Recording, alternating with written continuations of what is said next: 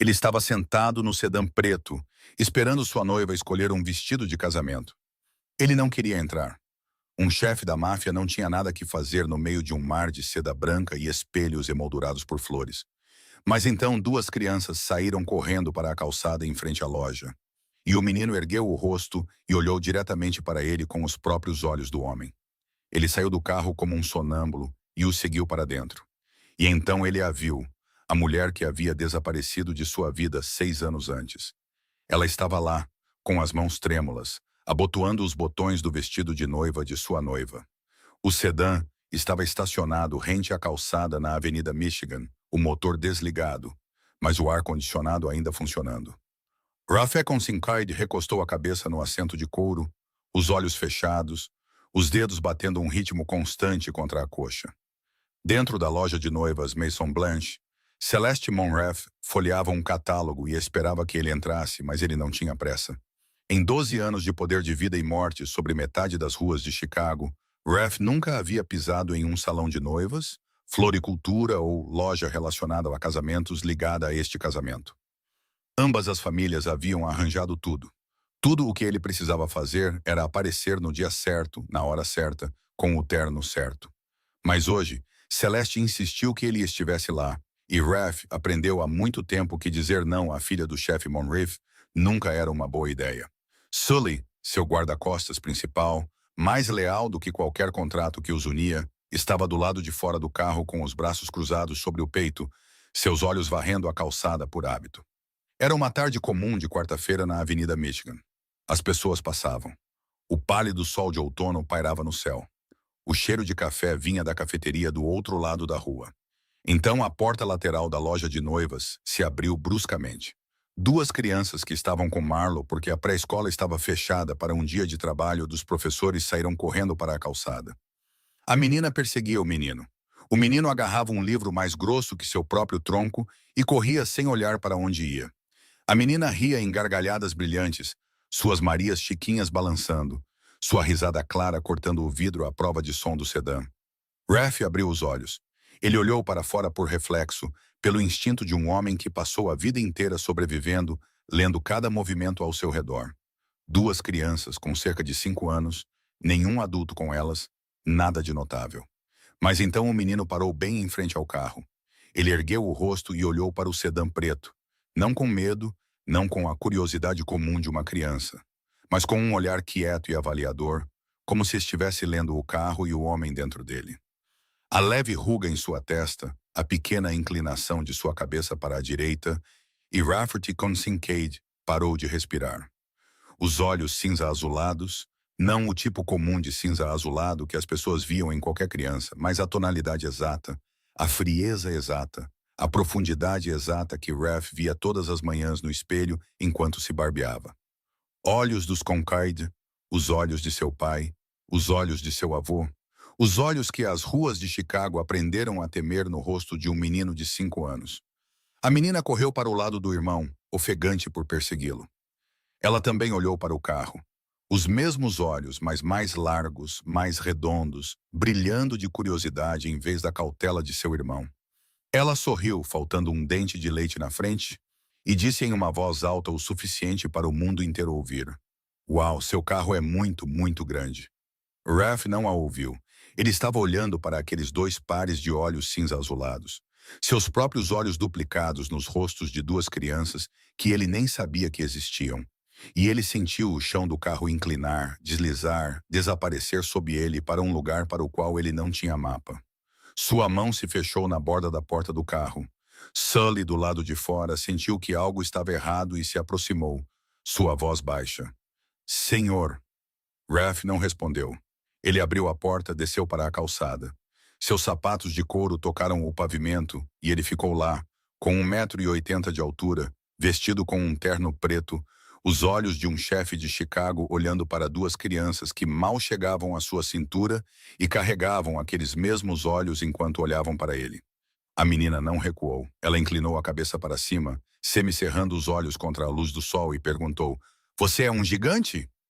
O menino recuou meio passo, não com medo, apenas cuidadoso. Ele abraçou o livro com mais força contra o peito, seu olhar nunca deixando Raf. E havia algo naquele olhar silencioso que fez Ralph querer cair de joelhos. Uma firmeza que nenhuma criança de 5 anos deveria ter. A vigilância de uma criança que estava acostumada a proteger alguém. Então uma voz de mulher soou da porta da loja.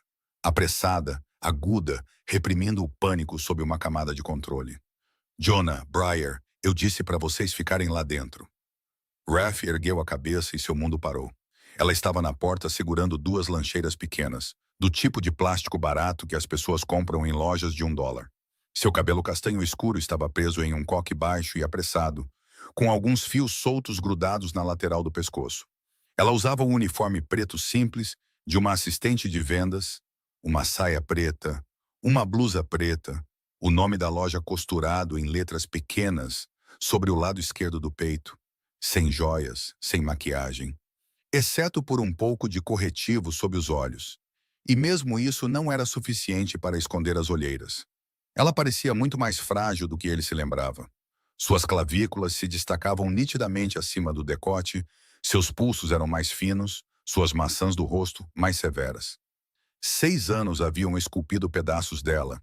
Haviam tirado a suavidade que ele uma vez tocou, uma vez segurou, uma vez acreditou que nunca perderia. Mas seus olhos, aqueles olhos castanhos e quentes, eram exatamente os mesmos de quando ela saiu de sua vida. E agora eles estavam fixos nele, arregalando-se enquanto o sangue sumia de seu rosto, como se alguém tivesse puxado o tampão e deixado toda a cor escorrer. Marlo. Uma lancheira escorregou. Ela a pegou com uma mão, o reflexo de alguém que aprendeu que não podia se dar ao luxo de deixar nada cair, enquanto a outra agarrava o batente da porta com tanta força que seus nós dos dedos ficaram brancos. 3 segundos. Ninguém se moveu. Música clássica suave vinha de dentro da loja. Violino ou piano. Ralph não sabia dizer qual. O tráfego na Avenida Michigan continuava a se mover. Sully ainda estava ao lado do carro, uma mão começando a deslizar para dentro de sua jaqueta por instinto. A luz do sol de outono continuava a brilhar. O mundo não parou, mas os dois pararam. 6 anos, 2.190 dias. Ralph sabia o número exato porque os havia contado. Não por saudade romântica, mas porque ele era um homem que controlava tudo com números. E 6 anos atrás, ele havia perdido o controle da única coisa que realmente importava. Marlo engoliu em seco. Ele viu o movimento em sua garganta. Viu o instante em que ela forçou tudo o que estava se quebrando dentro dela a voltar para baixo. Empurrou para baixo. Pisoteou. E quando ela abriu a boca, sua voz estava calma de uma forma que era quase assustadora. A calma de alguém que passou 6 anos praticando como não deixar ninguém vê-la desmoronar. Jonah. Briar, para dentro, agora. As crianças obedeceram. Briar entrou correndo primeiro, olhando para Ralph uma vez e acenando para ele. Acenando para um estranho com a inocência de uma menina que não sabia que o homem parado na calçada com o coração partido em 2 era seu pai. Jonah se moveu mais lentamente. Ele olhou para Ralph, olhou para sua mãe, olhou para Ralph novamente, e só então se virou e entrou. O livro ainda agarrado ao peito como um escudo. A porta da loja se fechou atrás deles. Marlo e Ralph ficaram frente a frente na calçada da Avenida Michigan. A 2 metros de distância, 6 anos de silêncio entre eles. Antes que Ralph pudesse abrir a boca, antes que pudesse dizer o nome dela, antes que pudesse fazer a pergunta que remoía em seu peito, a voz de Celeste soou de dentro da loja, aguda e impaciente. Com licença, alguém vai me ajudar com este espartilho? Marlo fechou os olhos por apenas 1 segundo, mas nesse segundo, Ralph viu tudo. A exaustão, a raiva, o medo e algo que parecia dor. Uma dor antiga, uma dor que havia cicatrizado e que acabara de ser reaberta. Então ela abriu os olhos, secos, diretos, sua espinha tão rígida quanto a de um soldado. Ela se virou e voltou para a loja sem dizer uma única palavra a ele. Ralph ficou na calçada. Sully se aproximou. Senhor, quem era? Ralph passou por ele, empurrou a porta da loja e entrou. Lá dentro, o cheiro de flores o atingiu. Lírios, rosas, algo doce e pesado. Espelhos por toda parte, tecido branco por toda parte, luz quente e lisonjeira projetada para fazer toda mulher parecer mais bonita do que ela acreditava ser. música suave de violino, e Celeste estava na plataforma de prova, usando um vestido de renda branca, estudando-se no espelho. Marlo estava lá atrás dela, com as mãos abotoando os botões de trás do vestido. Raf olhou para aquela cena. A mulher que ele amou, a mulher que desapareceu, que carregou seus filhos, que criou dois pequenos sozinha por 6 anos com sapatos de sola gasta, estava lá com as mãos trêmulas abotoando o vestido de noiva da mulher com quem ele estava prestes a se casar por causa de 2 famílias, e ele queria quebrar todos os espelhos da sala.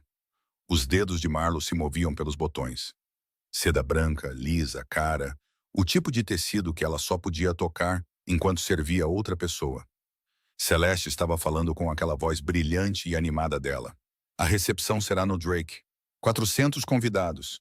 Minha mãe insiste em peônias, mas acho que gardênia seria mais. Celeste parou e olhou para Raf através do espelho, finalmente o notando. Oh, querido, você finalmente entrou. O que você acha? A renda ou o cetim? Raf olhou para Marlo através do espelho. Seus olhos se encontraram no reflexo, através do vidro, através da imagem de Celeste de branco, através da luz falsamente suave. Marlo desviou o olhar primeiro. Ela abotoou o último botão, alisou a renda nas costas de Celeste e se afastou. Profissional, impecável, invisível. No canto mais distante da sala, perto da pequena área de espera com um sofá de veludo e uma caixa de lápis de cera, as crianças estavam sentadas em silêncio. Briar estava colorindo, a língua para fora de um lado com concentração. Jonah estava lendo, mas seus olhos não estavam na página. Seus olhos estavam em sua mãe. Sua voz era gelada e cortante, distante, como se tivesse vindo de outro planeta. Celeste se virou diante do espelho, admirando-se sem nunca perceber que o mundo acabara de mudar. Marlo arrumava os vestidos no cabideiro, as costas retas, as mãos não mais trêmulas. Ou talvez ela estivesse simplesmente escondendo melhor agora. Briar ergueu os olhos de seu canto de colorir. Ela olhou para Raf, depois para sua mãe, depois de volta para Raf. As crianças são mais sensíveis do que qualquer outra pessoa em uma sala. Briar sabia que algo estava errado. Algo pesado pressionando o ar, mas ela ainda não sabia o que era. Ela abaixou a cabeça e continuou a colorir. Traços de cera amarela em papel branco. Luz de outono além das janelas da loja. A música de violino ainda tocando. E Rafferty Kincaid estava no meio daquela loja de noivas, entre 2 mulheres. Uma com quem ele estava prestes a se casar e outra que ele havia perdido, sabendo que tudo o que ele pensava que entendia sobre os últimos 6 anos acabara de desmoronar completamente. E sabendo que os 2 pares de olhos naquele canto, os 2 pares de olhos carregando seu próprio rosto, mudariam tudo. Tudo. Se você quer saber o que aconteceu há 6 anos, que fez Marlo desaparecer com as 2 crianças que Raf nem sabia que existiam, então curta este vídeo para eu saber que você quer ouvir o resto.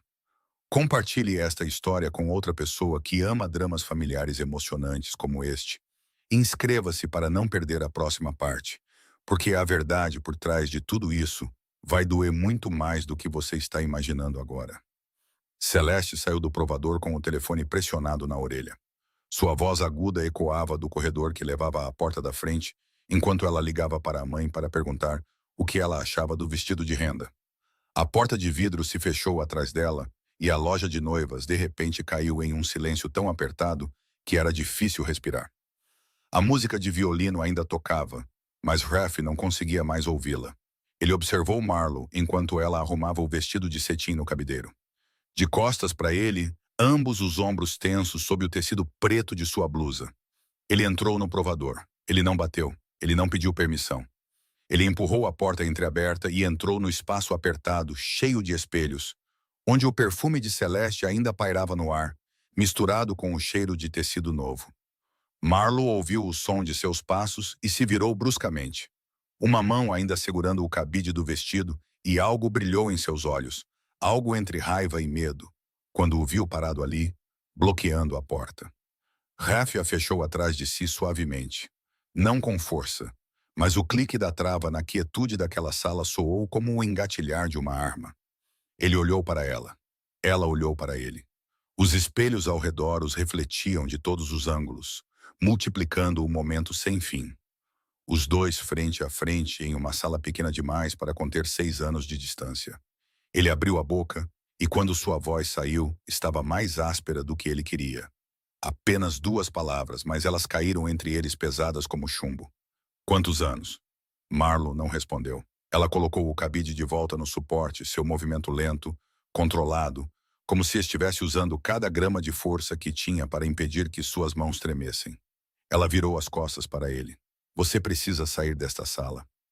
Quantos anos, Marlo? A mão dela parou. Ela não se virou. Seus ombros caíram um pouco. Mas Raf viu. Ele sempre viu tudo nela, mesmo quando ela não queria que ele visse. O silêncio se estendeu entre eles por 3 batidas de coração. Então ela falou. Sua voz soava oca, vazia de sentimento, como se estivesse lendo um número de um recibo. 5. Raf inspirou fundo. 5 anos de idade. O que significava que Marlo já estava grávida quando partiu? O que significava que quando seu pai a chamou para aquela sala privada pela última vez, quando ela desapareceu do apartamento que eles haviam compartilhado, quando ele a procurou por 3 meses e depois desistiu porque acreditou na palavra de seu pai de que ela havia partido por escolha própria. Já havia 2 pequenas vidas dentro de seu corpo carregando seu sangue. Ele engoliu em seco, sentindo o chão inclinar sob ele pela 2ª vez naquele dia. Eles têm meus olhos. Marlo se virou, e desta vez ela não escondeu. Seus olhos brilhavam com aquele fogo. Ele se lembrava daquele mesmo fogo que o fez se apaixonar por ela na primeira vez que a viu em um bar em Lincoln Park, 7 anos antes, quando ela era uma estudante de 21 anos, ousada o suficiente para olhar diretamente nos olhos de um homem que o resto da sala evitava. Eles têm meu sobrenome, ela disse, cada palavra afiada como uma lâmina. Eles têm meu sangue, meu suor, minhas noites sem dormir. Eles são meus filhos, Rafferty. Você não pode entrar aqui depois de 6 anos e reivindicar qualquer coisa. Você não pode olhar para eles e ver a si mesmo. Você não estava lá. Ela não estava gritando. Mas cada frase atingiu Raf como as ondas batendo na pedra. E ele ficou lá e aguentou, porque sabia que ela estava certa. Sabia que qualquer coisa que ele dissesse agora seria insignificante contra o peso dos 6 anos que ela carregou sozinha. Ele abriu a boca. Eu não sabia. E de quem é a culpa? A pergunta pairou entre eles, sem precisar de resposta, porque ambos já sabiam. De fora, a voz de Celeste chegou, distante, mas clara. Marley, você pode embrulhar a amostra de cetim para mim? E talvez aquela com os botões de pérola também. Marlo fechou os olhos por um segundo. Quando os abriu novamente, o fogo havia sumido, substituído pela camada de gelo profissional que ela havia aprimorado ao longo de 6 anos, servindo mulheres ricas enquanto criava 2 filhos com um salário mínimo. Claro, senhora. Um momento. Sua voz era doce, suave, impecável. A voz de alguém que aprendeu a se tornar invisível. Ela olhou para Raf, seus olhos secos e duros.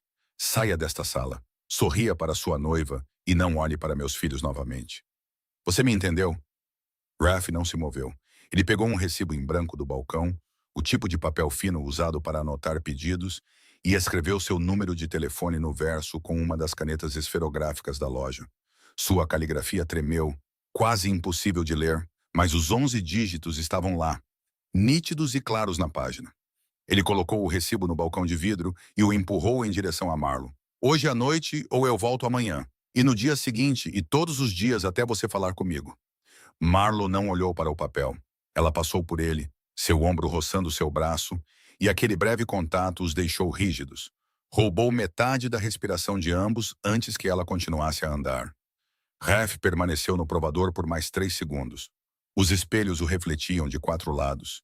Um homem parado no meio de vestidos de noiva brancos, seu rosto pálido, uma mão cerrada em punho. Então ele saiu. Celeste havia voltado e estava verificando a sacola que continha as amostras de vestido. Ela sorriu quando o viu. Pronto para ir, querido? Pronto. Sua voz era monótona. Na porta da loja, ele parou por um instante e olhou para trás por cima do ombro. Marlo estava atrás do caixa, embrulhando as amostras de tecido em papel de seda, seu rosto inexpressivo, suas mãos se movendo com rapidez e facilidade profissional. Mas o recibo com seu número de telefone estava no balcão de vidro, bem ao lado de seu cotovelo. Ela não o pegou, mas também não o jogou fora. O sedã deslizava pelas ruas de Chicago em silêncio. Celeste sentou-se no banco de trás ao lado dele, rolando o feed de seu telefone de vez em quando, lendo em voz alta mensagens de sua mãe sobre rendas e pérolas. Mas Raf não ouviu nada. Ele olhava pela janela enquanto a cidade passava como um sonho embaçado. E em sua mente havia apenas dois pares de olhos olhando para ele da calçada. Ele deixou Celeste em sua cobertura no 42º andar. Ele não a beijou na despedida. Ele não fez planos para quando a veria novamente. Ele apenas deu um pequeno aceno enquanto ela saía, depois deu ao motorista um endereço diferente. O quartel-general subterrâneo ficava sob o porão do Veio, um restaurante italiano na rua Head, atrás de uma porta de aço disfarçada de entrada de freezer. Rev atravessou o restaurante no auge da hora do jantar. O cheiro de alho e molho de tomate se misturava às risadas e conversas. Depois desceu uma escada estreita de concreto, passou pelas portas de segurança e entrou em seu escritório. A sala não tinha janelas. As paredes eram à prova de som. Havia uma mesa de carvalho, duas cadeiras de couro, um armário de bebidas e um cofre. Ele se sentou em sua cadeira, acendeu a luminária da mesa, depois a apagou imediatamente. A escuridão o envolveu e ele a deixou, porque a luz agora parecia uma intrusão. Sully bateu na porta. Senhor, você tem uma reunião com Donovan às 9 horas sobre o território do lado norte, e Moretti ligou 3 vezes desde esta tarde. Cancele tudo. Sully ficou em silêncio por um instante. Em 12 anos ao lado de Raf, ele tinha visto o suficiente para abalar qualquer homem. Mas Raf nunca havia cancelado compromissos sem dar um motivo. Tudo, senhor. Tudo. Não vou ver ninguém esta noite. Feche a porta. Sully se retirou. A porta se fechou. O silêncio voltou, denso e pesado. Raf sentou-se ali no escuro, ambas as mãos apoiadas na mesa, tentando remontar um mundo que acabara de ser completamente despedaçado. 5 anos, gêmeos, olhos dos Concaid. Marlo estava grávida quando partiu. Quando seu pai a chamou para uma sala privada, quando ele a procurou por 3 meses e depois desistiu, quando disse a si mesmo que ela tinha ido porque não suportava seu mundo, que ela havia escolhido partir, que tinha sido decisão dela. Ele pegou o telefone e ligou para o pai. Pen Conincade atendeu após 2 toques, sua voz tão calma como todas as noites, o tilintar de gelo em um copo de uísque claro através do alto-falante. Rafferty, ouvi dizer que você cancelou com Donovan. O que aconteceu? Eu vi Marlo hoje. Silêncio. Não o silêncio da surpresa. O silêncio de um homem escolhendo a resposta correta. Raf conhecia a diferença. Ele cresceu naquela casa. Ele aprendeu a ler cada segundo do silêncio de seu pai. E essa pausa não dizia que Pen foi pego de surpresa. Dizia que Pen já sabia que este dia chegaria. Ela tem 2 filhos, gêmeos, de 5 anos, e você está deixando a emoção interferir no seu julgamento. A voz de Pen era plana como uma mesa. Você está há 3 semanas de se casar com Celeste. A aliança Monref depende desse casamento. Concentre-se no que importa. Nenhuma pergunta. Nem de quem são, nem quantos anos têm, nem como eles se parecem. Pen não perguntou porque Pen não precisava perguntar porque Pen já sabia. Raf sentiu algo frio descer por sua espinha. Um frio que não vinha do porão à prova de som, mas da percepção de que seu pai sabia sobre as 2 crianças que carregavam o sangue Conincade e havia escolhido o silêncio, havia escolhido a ocultação, havia escolhido fingir que não existiam. Eles têm meus olhos, disse Raf, e ele odiou como sua voz tremeu. Eles têm olhos dos Concaid. Concentre-se na aliança Monreef, Rafferty. É tudo o que você precisa fazer agora. Pen encerrou a chamada. Sem despedida, sem explicação, apenas o bip constante da linha desconectada. Raf colocou o telefone na mesa, pegou-o novamente, abriu um navegador. A tela iluminou seu rosto na sala escura, e seus dedos se moveram sobre o teclado lentamente, desajeitadamente, digitando cada palavra como se estivesse escrevendo em uma língua que nunca aprendeu. Do que crianças de 5 anos gostam? Os resultados apareceram. Dinossauros, livros de colorir, parques, perguntas sobre tudo. Sorvete, balanços, histórias para dormir. Ele rolou e leu cada linha. E cada palavra parecia tão estranha quanto um continente em que ele nunca havia pisado. Ele digitou novamente. Como falar com uma criança pela primeira vez. Fique no nível dos olhos dela. Não force. Deixe que ela venha até você. Seja paciente. Não faça promessas que não pode cumprir. Ralph olhou para aquela última linha por um longo tempo. Não faça promessas que não pode cumprir. Ele digitou uma terceira vez, e desta vez seus dedos pararam no meio do caminho. Ele teve que apagar e começar de novo porque suas mãos tremiam demais. Uma criança pode perdoar um pai que nunca conheceu? Os resultados carregaram. Ele não leu todos eles. Ele não precisava, porque a própria pergunta já era pesada o suficiente para esmagar todo o resto. Pesada o suficiente para que um homem que havia matado, que havia dado ordens, que havia se sentado em frente aos homens mais perigosos de Chicago sem piscar, estivesse agora sentado na escuridão de um porão à prova de som, olhando para a tela de seu telefone e sentindo seu peito se fechar por causa de duas crianças cujos nomes ele nem sabia até aquela tarde. Jonah Breer. Ele sussurrou esses nomes na escuridão, deixando sua boca aprender a forma deles, e a sala os engoliu inteiros, da mesma forma que havia engolido todos os outros segredos que aquelas paredes já guardaram. Marlowe virou a placa na porta de vidro para fechado às 6 daquela noite, 15 minutos mais tarde do que o normal, porque suas mãos tremiam demais para conseguir colocar a chave na fechadura na primeira tentativa. A loja escureceu enquanto ela desligava cada fileira de luzes, e a última luz do sol de outubro escorreu do chão de madeira como a maré recuando, deixando para trás a escuridão e o cheiro fresco de seda. Breer sentou-se no sofá de veludo na área de espera, as pernas balançando, ainda segurando um bastão de cera amarelo na mão, o esboço inacabado descansando em seu colo. Ela observou sua mãe indo e vindo enquanto limpava e perguntou com aquela vozinha clara, sem um traço de suspeita, apenas a pura curiosidade de uma criança de 5 anos. Mamãe, quem era o homem do carro grande? Marlowe parou com uma mão em um cabide. Suas costas estavam viradas para a filha, e ela agradeceu por isso, porque se Breer visse o rosto de sua mãe agora, ela faria mais perguntas. Ela se preocuparia, ela faria outro desenho triste. Marlowe não saberia como explicar. Ninguém, querida. Apenas um cliente. Sua voz era gentil, comum, perfeitamente praticada. Breer aceitou a resposta imediatamente e voltou a colorir. Mas Jonah não.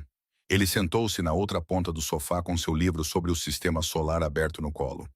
Mas seus olhos não estavam na página. Seus olhos estavam em sua mãe. E aquele olhar quieto, sem pedir, sem exigir uma explicação, simplesmente observando. E naqueles olhos havia algo muito mais velho que 5 anos. Algo que Marlowe reconhecia toda vez que olhava para seu filho e nunca falava em voz alta, porque dizer isso significaria admitir que não conseguiu proteger sua inocência. Jonah tinha visto sua mãe chorar. Não uma, não duas, mas vezes suficientes para que o menino aprendesse que havia momentos em que ele não deveria perguntar, que o silêncio era a maneira de impedir que sua mãe se quebrasse ainda mais.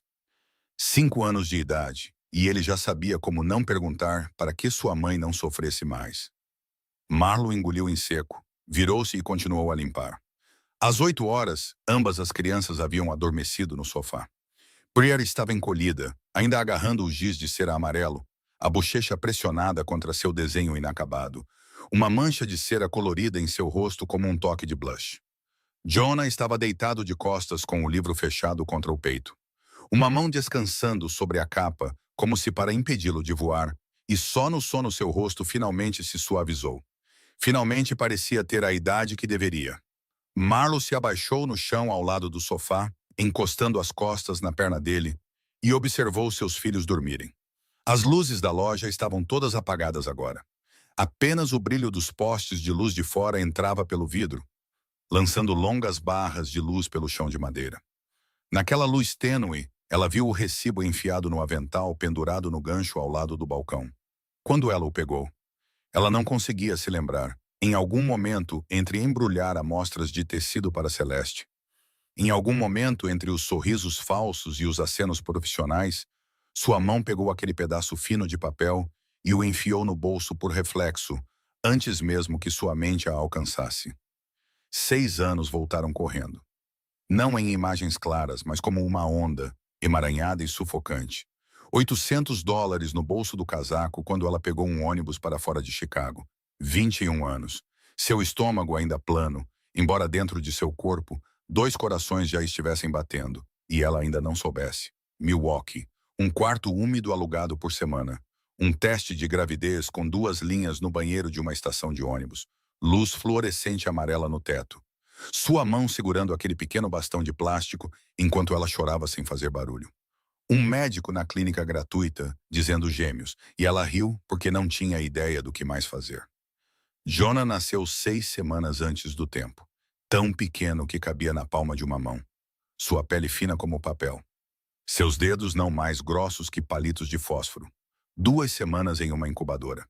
E todas as noites, Marlo sentava-se ao lado dele, enfiando a mão pela pequena abertura redonda, apenas para segurar um dedinho e cantar baixinho. Canções cujas palavras ela não conseguia lembrar, apenas a melodia. Briar era mais forte, mais barulhenta, sempre com fome. E Marlo amamentava um bebê em seu peito enquanto mantinha o corpo virado para a incubadora de Jonah. Seu corpo inteiro dividido entre 2 crianças, assim como tudo em sua vida, a partir daquele ponto seria dividido em 2. 3 empregos. Servindo mesas de dia, lavando roupa à noite, limpando quartos de hotel nos fins de semana. 4 horas de sono se tivesse sorte. 3 se um deles estivesse doente. E eles ficavam doentes com frequência, porque o quarto era úmido, e Marlo não podia pagar por um aquecedor decente. Naquele primeiro inverno, as solas de seus sapatos se abriram. Ela os forrou com papelão e caminhou para o trabalho na neve. Seus pés dormentes de frio, mas um sorriso no rosto, porque os clientes davam mais gorjetas quando você sorria. Ela havia voltado para Chicago há 8 meses, porque sua mãe, Ruth, havia sido diagnosticada com câncer.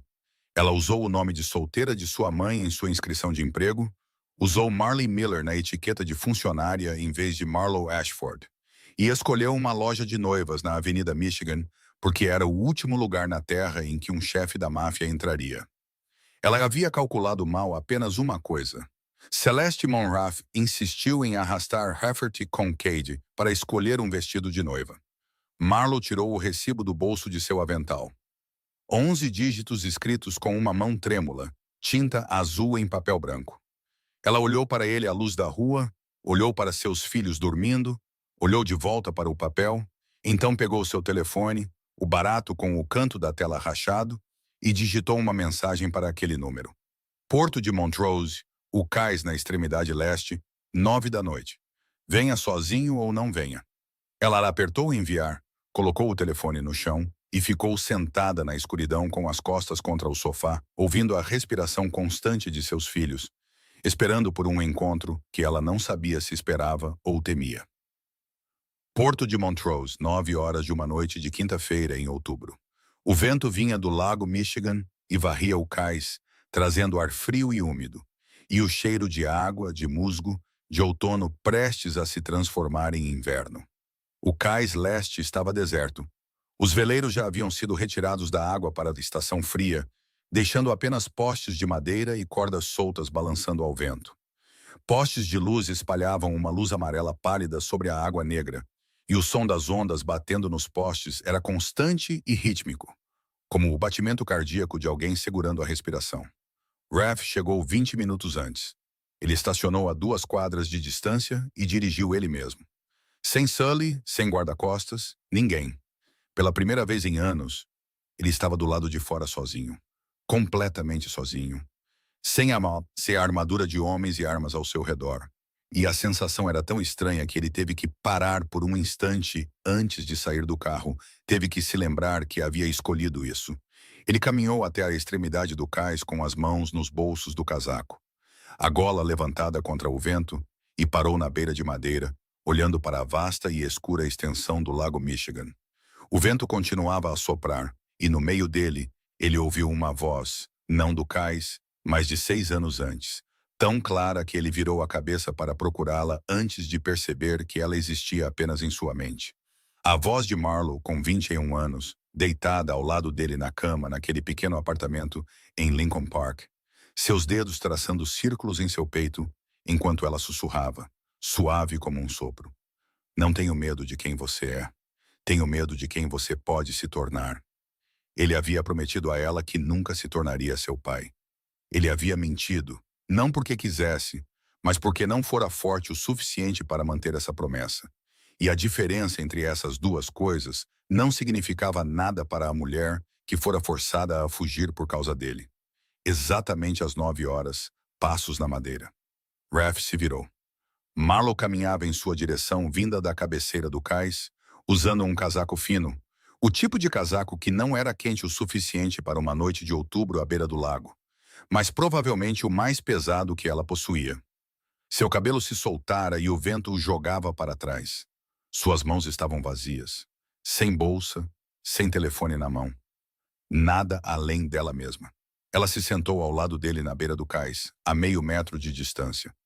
Longe o suficiente para não se tocarem, perto o suficiente para que pudessem se ouvir sem levantar a voz. Ela não olhou para ele. Ela olhou para o lago. E quando abriu a boca, sua voz não tremeu. Não estava fria, não estava com raiva, apenas monótona, mas firme, como alguém que preparou cada palavra com antecedência. Você tem 20 minutos. Eu vou falar. Você vai ouvir. Quando eu terminar, você vai embora. Entendido? Ralph assentiu e Marlo começou a contar. Não porque ele tivesse pedido, não porque ele merecesse ouvir, mas porque ela carregou essa história sozinha por 6 anos. E agora estava pesada demais. Pesada o suficiente para que ela precisasse colocá-la no chão. Precisava que pelo menos uma pessoa no mundo soubesse o preço que ela pagou. Seu pai me chamou para a propriedade em uma tarde de terça-feira. Eu pensei que ele queria conversar porque ele sempre foi educado comigo, sempre sorrindo, sempre perguntando o que eu estava estudando na escola. Eu fui e ele me convidou para sentar, serviu chá e colocou um envelope amarelo na mesa. Ela parou e respirou fundo. Dentro havia fotografias. Minha mãe indo para o trabalho, tiradas do outro lado da rua. Havia um mapa de sua rotina diária marcado minuto a minuto. Mostrava exatamente a que horas minha mãe saía de casa, qual rota de ônibus ela pegava e cada local específico que ela visitava durante o dia.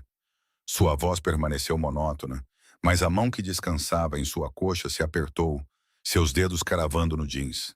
Ele disse: "Você é uma boa menina, Marlo. Esse é o problema. Boas meninas não sobrevivem neste mundo, e se você ficar, as pessoas que te amam também não sobreviverão." Então ele colocou um cheque na mesa, $50.000 e 24 horas. Ralph permaneceu imóvel. Sua mandíbula estava tão cerrada que o músculo saltava sob sua pele. Mas ele não disse nada porque ela lhe disse para ouvir. Eu não peguei o dinheiro. Fui para casa, fiz uma mochila e saí de Chicago com $800 em economias. Eu não sabia que estava grávida. Descobri uma semana depois em Milwaukee, no banheiro da estação de ônibus. Luzes fluorescentes piscando no teto, chão sujo sob meus pés, teste de gravidez na minha mão. Ela engoliu em seco pela primeira vez desde que começara a falar. O médico da clínica gratuita disse gêmeos. Eu sentei naquela cadeira de plástico na sala de espera e não sabia se chorava ou ria. Então fiz os dois ao mesmo tempo. E a enfermeira olhou para mim como se eu estivesse louca. O vento do lago Michigan soprou mais forte, chicoteando seus rostos. Mas nenhum deles se moveu. Jonah nasceu 6 semanas antes do tempo. Ele era tão pequeno que cabia na palma da minha mão. Seus dedos não eram mais grossos que palitos de fósforo, sua pele fina como papel, e ele ficou em uma incubadora por 2 semanas. Todas as noites, eu sentava ao lado dele, enfiando minha mão por aquela pequena abertura redonda na lateral, segurando um dedinho e cantando. Não me lembro do que cantei. Só me lembro de seus dedos se enrolando nos meus, tão leves, tão fracos. Mas ele não soltou. Marlo parou, respirou. Ralph pôde ouvir o tremor naquela respiração. Mas quando ela falou novamente, sua voz ficou monótona mais uma vez, uniforme e firme, como se estivesse lendo um testemunho para o registro do tribunal. Briar era mais forte.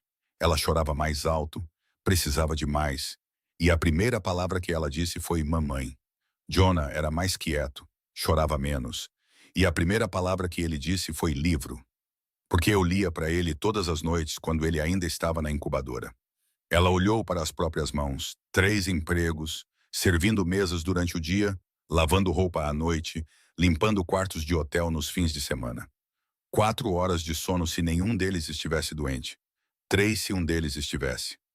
Naquele primeiro inverno, as solas dos meus sapatos se abriram. Então eu as forrei com papelão e caminhei até o restaurante na neve porque não podia pagar a passagem de ônibus. O papelão ficava encharcado em 10 minutos. Mas eu ainda sorria para os clientes porque sorrir significava melhores gorjetas. E melhores gorjetas significavam fórmula suficiente para Briar na semana seguinte. Marlo ficou em silêncio.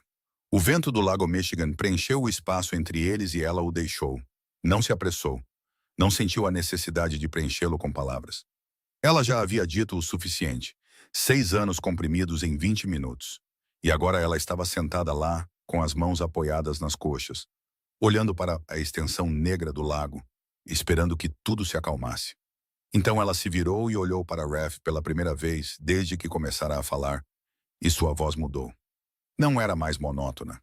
Não era mais a voz de alguém lendo uma declaração para o registro. Agora tinha uma aresta, agora tinha uma lâmina, agora carregava 6 anos de carregar tudo sozinha, embalados em cada palavra. Eu construí o mundo deles sem você, Rafferty. Cada tijolo, cada refeição, cada história para dormir, cada visita ao médico que eu não podia pagar. Cada noite que eu fiquei acordada sozinha porque um deles tinha febre e eu não tinha ninguém para ligar. Eu o construí. Eu, não você. Ela respirou fundo. Eles não precisam de você. Eles nunca precisaram de você. Eles não sabem o que significa precisar de um pai porque nunca tiveram um. A única pergunta, a única que importa, é se você merece estar no mundo deles. Raph permaneceu imóvel. Ele não olhou para ela, porque se olhasse para ela agora, temia quebrar. E ele não estava pronto para que ela visse isso. Ele olhou para as próprias mãos, ambas apoiadas nos joelhos, mãos que uma vez tiveram o poder de vida e morte sobre metade desta cidade, e agora não sabiam a que lugar pertenciam. O que você disse a eles? Ele perguntou, sua voz rouca. Sobre mim? Marlo ficou quieta por um instante. Que o pai deles era um homem que teve que ir para muito longe. Que não era culpa deles. Que às vezes os adultos fazem escolhas que as crianças não conseguem entender. Cada palavra foi escolhida com cuidado, cada uma delas desgastada por centenas de repetições sempre que Briar perguntava. Ou Jonah olhava para ela com aqueles olhos muito parecidos com os do pai e não dizia nada. Raph engoliu em seco. Eu quero conhecê-los. Querer não é suficiente, Marlo respondeu imediatamente, sem pensar, porque ela vinha pensando naquela frase desde a noite anterior, virando-a na cabeça, enquanto sentava no chão da loja observando seus filhos dormirem. Querer não era suficiente. Querer era fácil. Por 6 anos ela não quis. E ainda assim ela fez tudo. Não quis e ainda assim se levantou às 4 da manhã. Não quis e ainda assim caminhou pela neve com solas rasgadas nos sapatos. Não quis e ainda assim cantou para seus filhos todas as noites com a garganta apertada de exaustão. Querer não significava nada se não fosse seguido por ficar. Ela se levantou. Raph ergueu a cabeça e olhou para ela, e na pálida luz amarela da rua, ela parecia a garota que fora 6 anos antes, mais jovem, mais suave, antes que o mundo dele a esmagasse. Mas apenas por um segundo. Então a luz mudou e ela era Marlo agora, mais magra, mais dura, mais forte da maneira que apenas as pessoas que foram quebradas e se reconstruíram podem ser fortes. Ela parou, como se lembrasse de algo ou decidisse lhe dar uma última coisa antes de partir. Jonah lê tudo, ela disse, e sua voz suavizou, se tornou gentil. A voz de uma mãe falando sobre seu filho, não a voz de uma mulher enfrentando o homem que lhe custou tudo. Ele aprendeu a ler sozinho quando tinha 4 anos. Eu não o ensinei. Eu apenas lia para ele todas as noites. E então um dia ele leu de volta para mim. Ele lê qualquer coisa. O sistema solar, dinossauros, o dicionário. Ele lê o dicionário como outras pessoas leem histórias. Ela parou, respirou fundo. Briar desenha. Ela desenha tudo. Eu, seus amigos, o gato do vizinho, sorvete de morango. Silêncio. Ela te desenhou uma vez. Uma figura alta de giz de cera preto, sem rosto, parada ao lado de 2 figuras pequenas e uma média. Ela chamou de o desenho do papai. O vento continuava soprando. As ondas batiam nos postes de madeira. Raph não se moveu. Ela não sabe como é o seu rosto, então ela desenhou o pai dela como uma sombra. Uma sombra alta e sem rosto ao lado da família. Marlo olhou para ele por mais um segundo, depois se virou. Vou pensar sobre isso. Não me ligue. Eu te ligo. Ela se afastou pelo cais de madeira, seus passos leves, mais firmes, sem nunca olhar para trás. Seu casaco fino esvoaçava ao vento. Sua figura diminuía ao longo do caminho que levava de volta à rua, depois virou a esquina depois desapareceu. Ralph permaneceu lá sozinho na extremidade do cais. O lago Michigan se estendia diante dele, vasto, negro, frio, infinito. O vento bateu em seu rosto e ele o deixou. Não se protegeu. Não se virou. Ele pensou naquele esboço vibrante. Uma figura alta sem rosto, uma menina de 5 anos sentada em algum lugar no chão desta cidade, segurando um giz de cera preto e desenhando seu pai como um espaço vazio. E pela primeira vez em muitos anos, tantos anos que ele não conseguia se lembrar da última vez, os olhos de Rafferty com Kincaid arderam, quentes e afiados. E ele não impediu, porque não havia mais razão para impedir. Na manhã de sexta-feira, Ralph dirigiu até a propriedade de seu pai, nos subúrbios ao norte de Chicago, onde velhos carvalhos se arqueavam sobre a estrada que levava aos portões de ferro, e o gramado era tão perfeitamente cortado que parecia que a violência nunca havia tocado aquele chão. Ele não ligou antes, não precisava. Pencon Kincaid se levantava às 5 da manhã, todos os dias há 40 anos. Sentava-se em seu escritório, bebendo café preto e lendo o jornal, um hábito inquebrável de um homem que governava através da disciplina e da repetição. Ralph passou pela porta da frente de Carvalho, já aberta pela governanta, caminhou pelo corredor forrado com paisagens italianas que seu pai comprara para fingir que era um empresário em vez do que realmente era, e parou na porta do escritório. Penn estava sentado em uma poltrona de couro perto da janela, uma xícara de café na mão. O Tribune aberto em seu colo, óculos de leitura equilibrados na ponte do nariz. Ele ergueu os olhos quando Ralph entrou, não surpreso, não largou a xícara, apenas olhou para o filho com os olhos que Ralph herdara, e agora passara para as duas crianças que seu avô tratara como defeitos descartáveis que precisavam ser apagados. Você está cedo, disse Penn, tomando um gole de café. Sente-se. Maria trará outra xícara. Não vim aqui para tomar café. Ralph não se sentou. Ele ficou no meio da sala com os braços ao lado do corpo e olhou para o pai. O homem que o ensinara a ler um oponente, a controlar uma sala, a nunca deixar a emoção transparecer em seu rosto. Ele usou essas mesmas lições agora para manter sua própria voz nivelada quando disse: Você sabia que ela estava grávida. Não era uma pergunta, era uma afirmação. Penn pousou a xícara de café na mesa ao lado dele. Lentamente, com os movimentos de um homem que nunca era apressado por ninguém, ele dobrou o jornal, removeu os óculos, colocou-os no colo e olhou para Ralph com a expressão calma que usara por toda a vida. A expressão calma que ele usava quando dava ordens, quando julgava, quando destruía coisas. Meus homens a seguiram até Milwaukee, disse Penn, sua voz tão uniforme como se estivesse lendo um relatório financeiro. Eu sabia da gravidez. Eu sabia que eram gêmeos. Eu sabia que o menino nasceu prematuro e passou 2 semanas em cuidados intensivos. Cada frase caía entre eles como uma pedra jogada em água parada, enviando ondulações para fora. Mas Penn não olhou para as ondulações. Ele apenas olhou para o filho, medindo a reação da mesma forma que mediria um adversário em uma sala de negociação. Ralph sentiu algo quente subindo em seu peito. Algo que ele passou a vida inteira segurando porque seu pai o ensinara que a raiva era fraqueza. Mas desta vez era mais forte que a lição, mais forte que a disciplina, mais forte que o medo. Você viu meu filho quase morrer e não disse nada. Eu tomei uma decisão. Penn não piscou. Uma garota sem nome, sem valor, sem posição familiar, sem utilidade para esta organização. Carregando 2 crianças que se tornariam alvos no momento em que alguém soubesse que existiam. Removê-la foi limpo. Mantê-la foi o caos. Remover. Ele usou a palavra da mesma forma que um homem poderia falar sobre uma perda em um livro razão. Um ativo não lucrativo que precisava ser baixado. Não uma garota de 21 anos apaixonada por seu filho. Não 2 crianças carregando o sangue Kincaid. Apenas um problema precisando de uma solução e a solução era lá pagar. Eles são seus netos. Ralph ouviu sua voz quebrar na última palavra, mas não tentou consertá-la.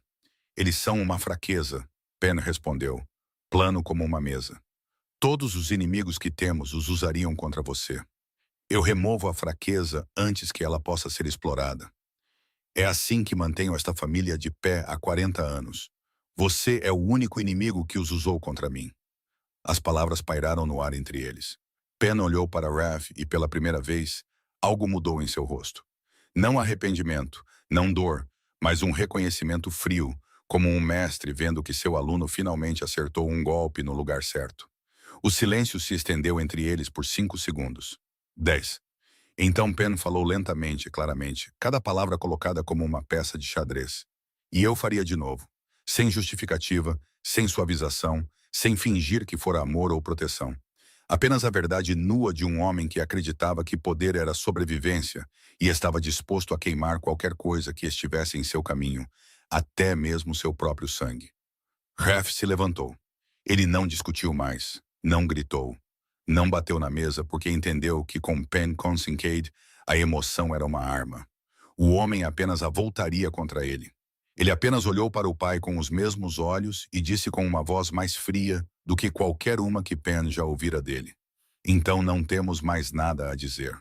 Ele se virou e saiu sem olhar para trás, passando pelo corredor de paisagens italianas, pela porta da frente de Carvalho, para a luz do sol da manhã de sexta-feira, onde o carro esperava, e Sully estava ao lado dele, segurando a porta aberta. Raph entrou no carro, fechou a porta e falou sem olhar para Sully. Preciso que você reinvestigue tudo de 6 anos atrás. Quem seguiu Marlo, quem se reportou ao meu pai. Cada comunicação, cada ordem, cada pessoa envolvida, e quero saber se meu pai continuou a vigiá-la nos últimos 6 anos. Sully olhou para ele no espelho retrovisor, deu um único aceno e ligou o motor.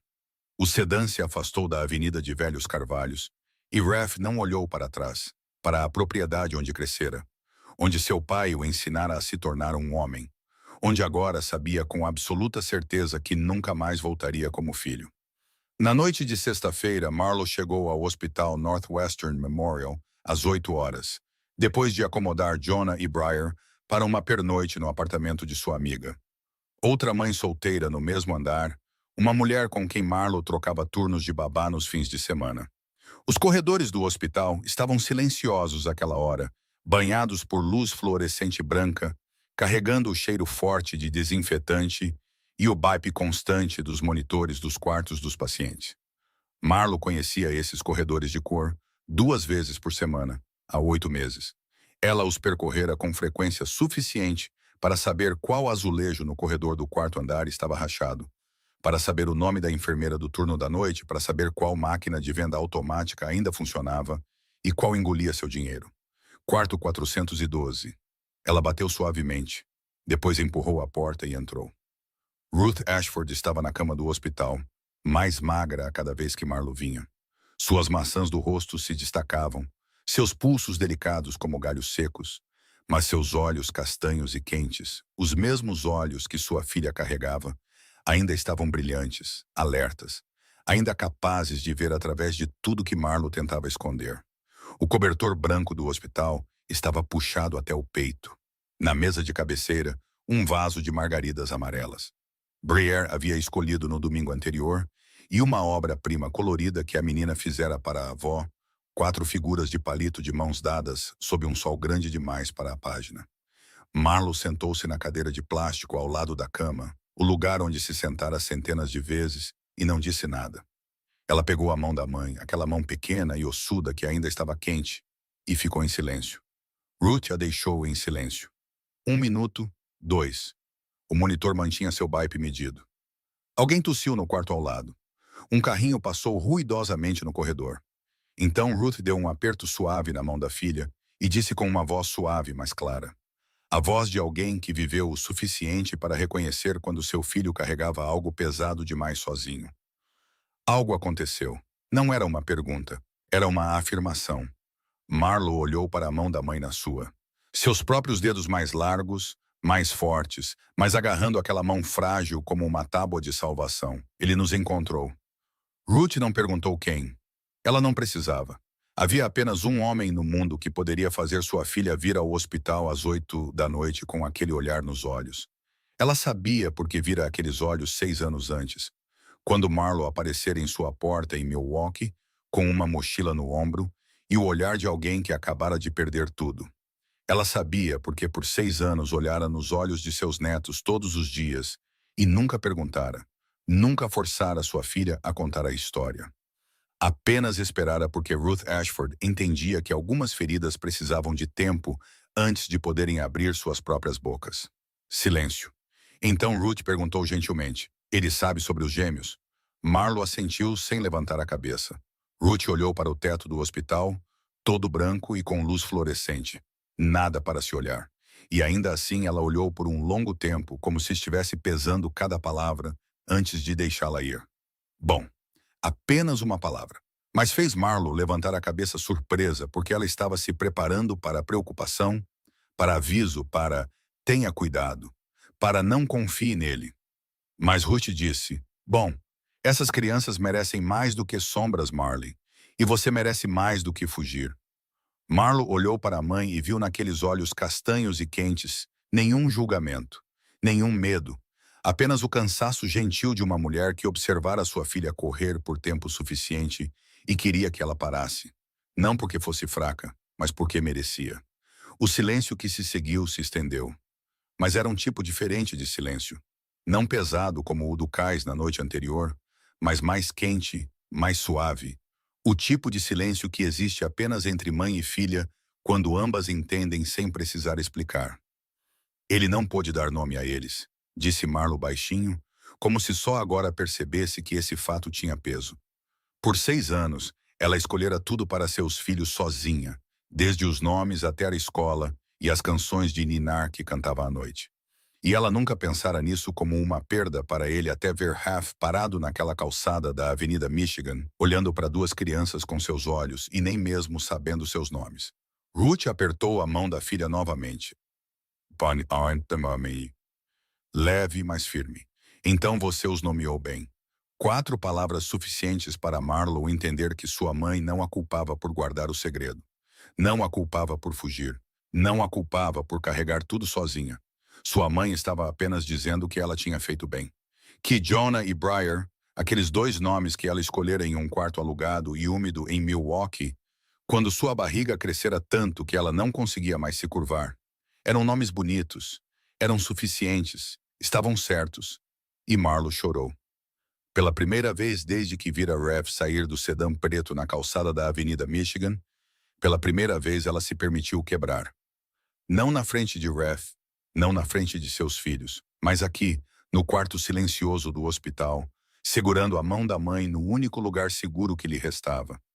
Ela chorou sem som, seus ombros tremendo, lágrimas caindo no cobertor branco.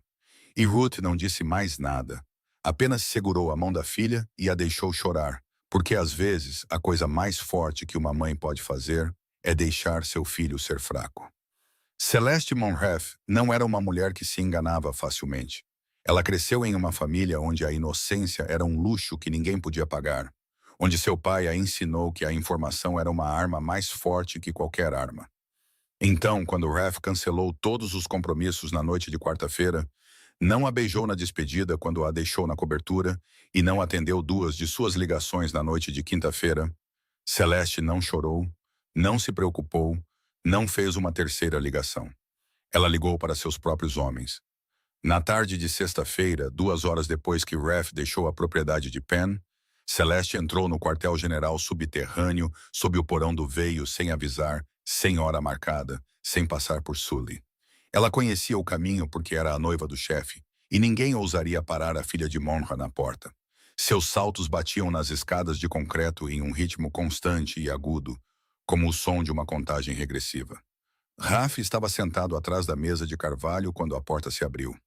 Ele ergueu os olhos e viu Celeste parada na porta. Casaco de pele creme, cabelo loiro preso no alto, maquiagem impecável. Mas seus olhos azuis estavam mais frios que o normal, frios como os de alguém que viu algo e ainda não decidiu como pretende usar. Ela entrou, não se sentou e colocou um envelope branco na mesa de carvalho. Abra. Raf olhou para o envelope, olhou para Celeste, depois o abriu.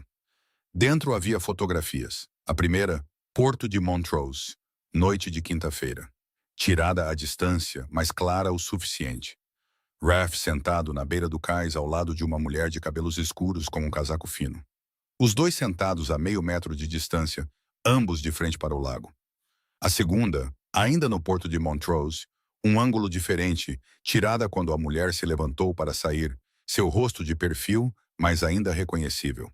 A terceira, do lado de fora da loja de noivas Maison Bloom, na tarde de quarta-feira.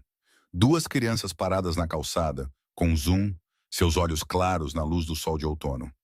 A quarta, as mesmas duas crianças, mais perto desta vez, o rosto do menino preenchendo o quadro, e qualquer um que olhasse para aquela fotografia e depois para Raf, veria os mesmos olhos, a mesma leve carranca, a mesma linha da mandíbula, apenas menor. Raf colocou as fotografias na mesa, nem rápido, nem devagar. Ele olhou para Celeste e ela estava olhando para ele com aquele sorriso fino, o tipo de sorriso que nunca chega aos olhos, o tipo que ele vira no rosto do pai dela em negociações onde o perdedor já havia perdido antes mesmo de se sentar. Quem é ela? Celeste perguntou, sua voz suavemente artificial. E de quem são essas crianças? Raf olhou para ela. Naquele momento, ele poderia ter mentido. Ele mentiu a vida inteira. Mentiu para a polícia, mentiu para parceiros de negócios, mentiu para si mesmo por 6 anos, que Marlo partira porque queria. Mas ele se sentara naquele cais na noite anterior e ouvira a verdade da boca de uma mulher que se recusou a mentir por ele, e ele não queria mais mentir. Meus. Uma palavra. Celeste permaneceu imóvel. O sorriso fino desapareceu. Não era coração partido. Celeste não o amava. E ele sabia disso com a mesma certeza que ela sabia que ele não a amava. Este casamento nunca foi sobre amor. Era sobre território, acesso a portos, linhas de abastecimento. Poder dobrado quando duas famílias se fundiam. O que brilhou no rosto de Celeste foi raiva, humilhação, a fúria de perder o controle. Ela era a filha de Monrief, prometida a um grande casamento e uma aliança inquebrável. E agora ela estava olhando para a prova de que seu noivo tinha 2 filhos com uma vendedora de loja de noivas. Meu pai espera essa aliança, Rafferty.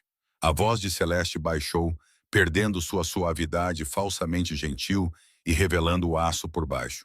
Tudo depende deste casamento, os territórios, as cadeias de suprimentos, os acordos que meu pai e o seu passaram 2 anos negociando. Tudo.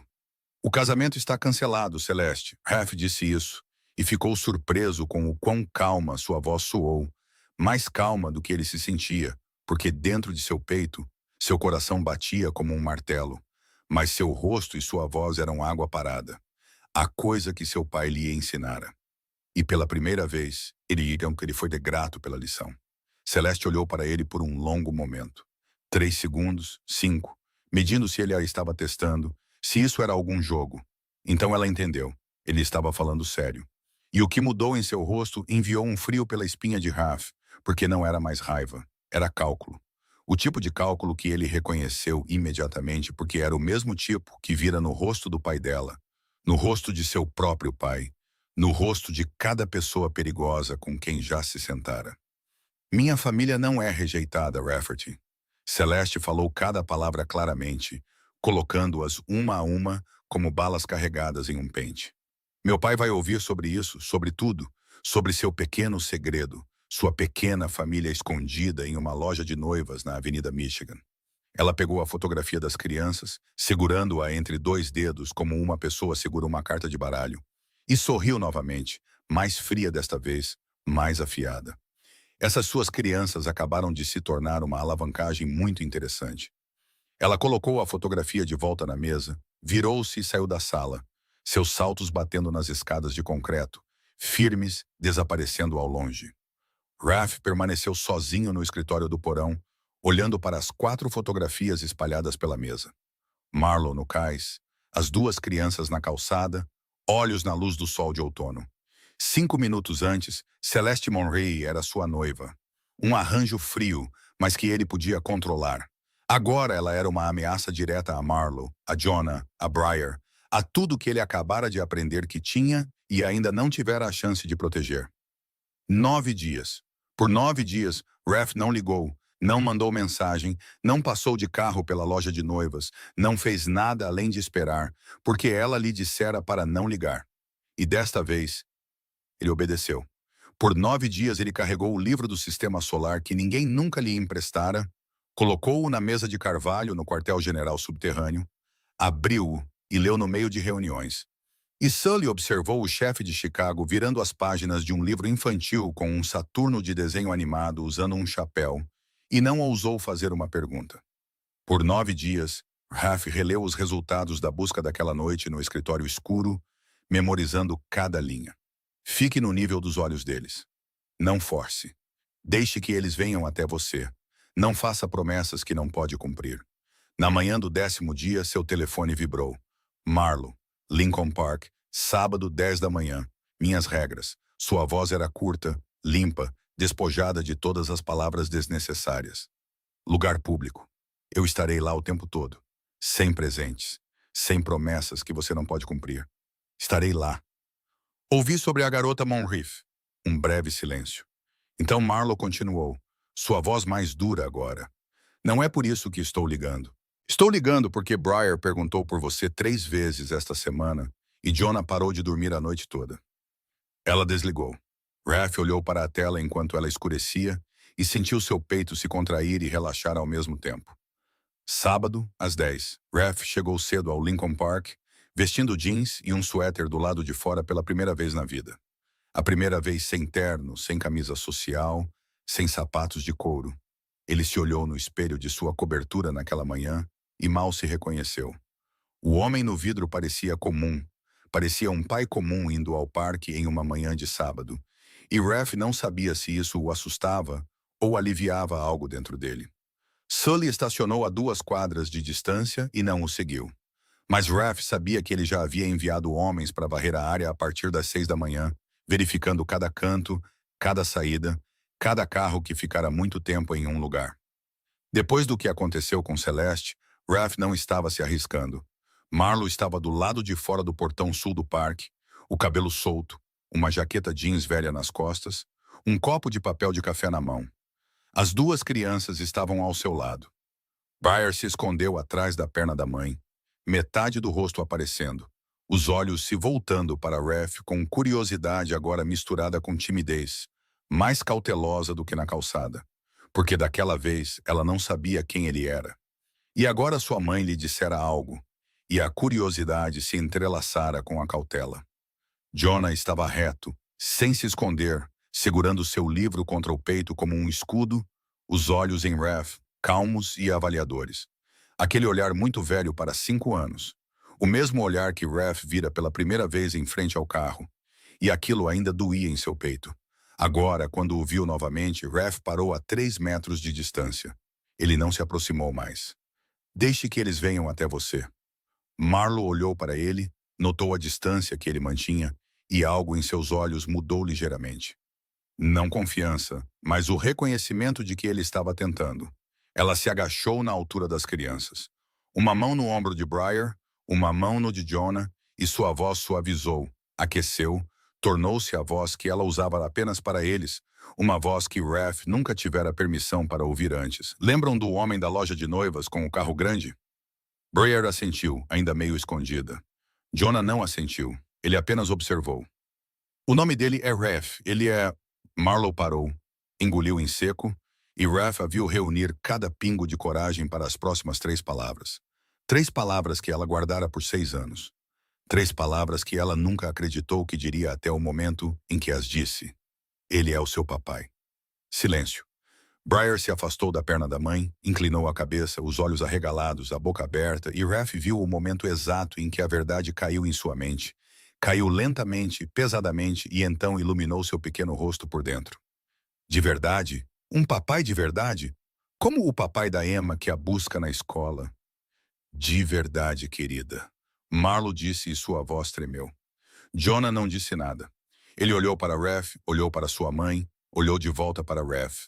Aqueles olhos se moveram entre os 2 adultos, lendo, medindo, processando, e Ralph percebeu que o menino estava fazendo exatamente o que ele mesmo faria em uma sala de negociação, pesando a ameaça, decidindo quanta confiança permitir.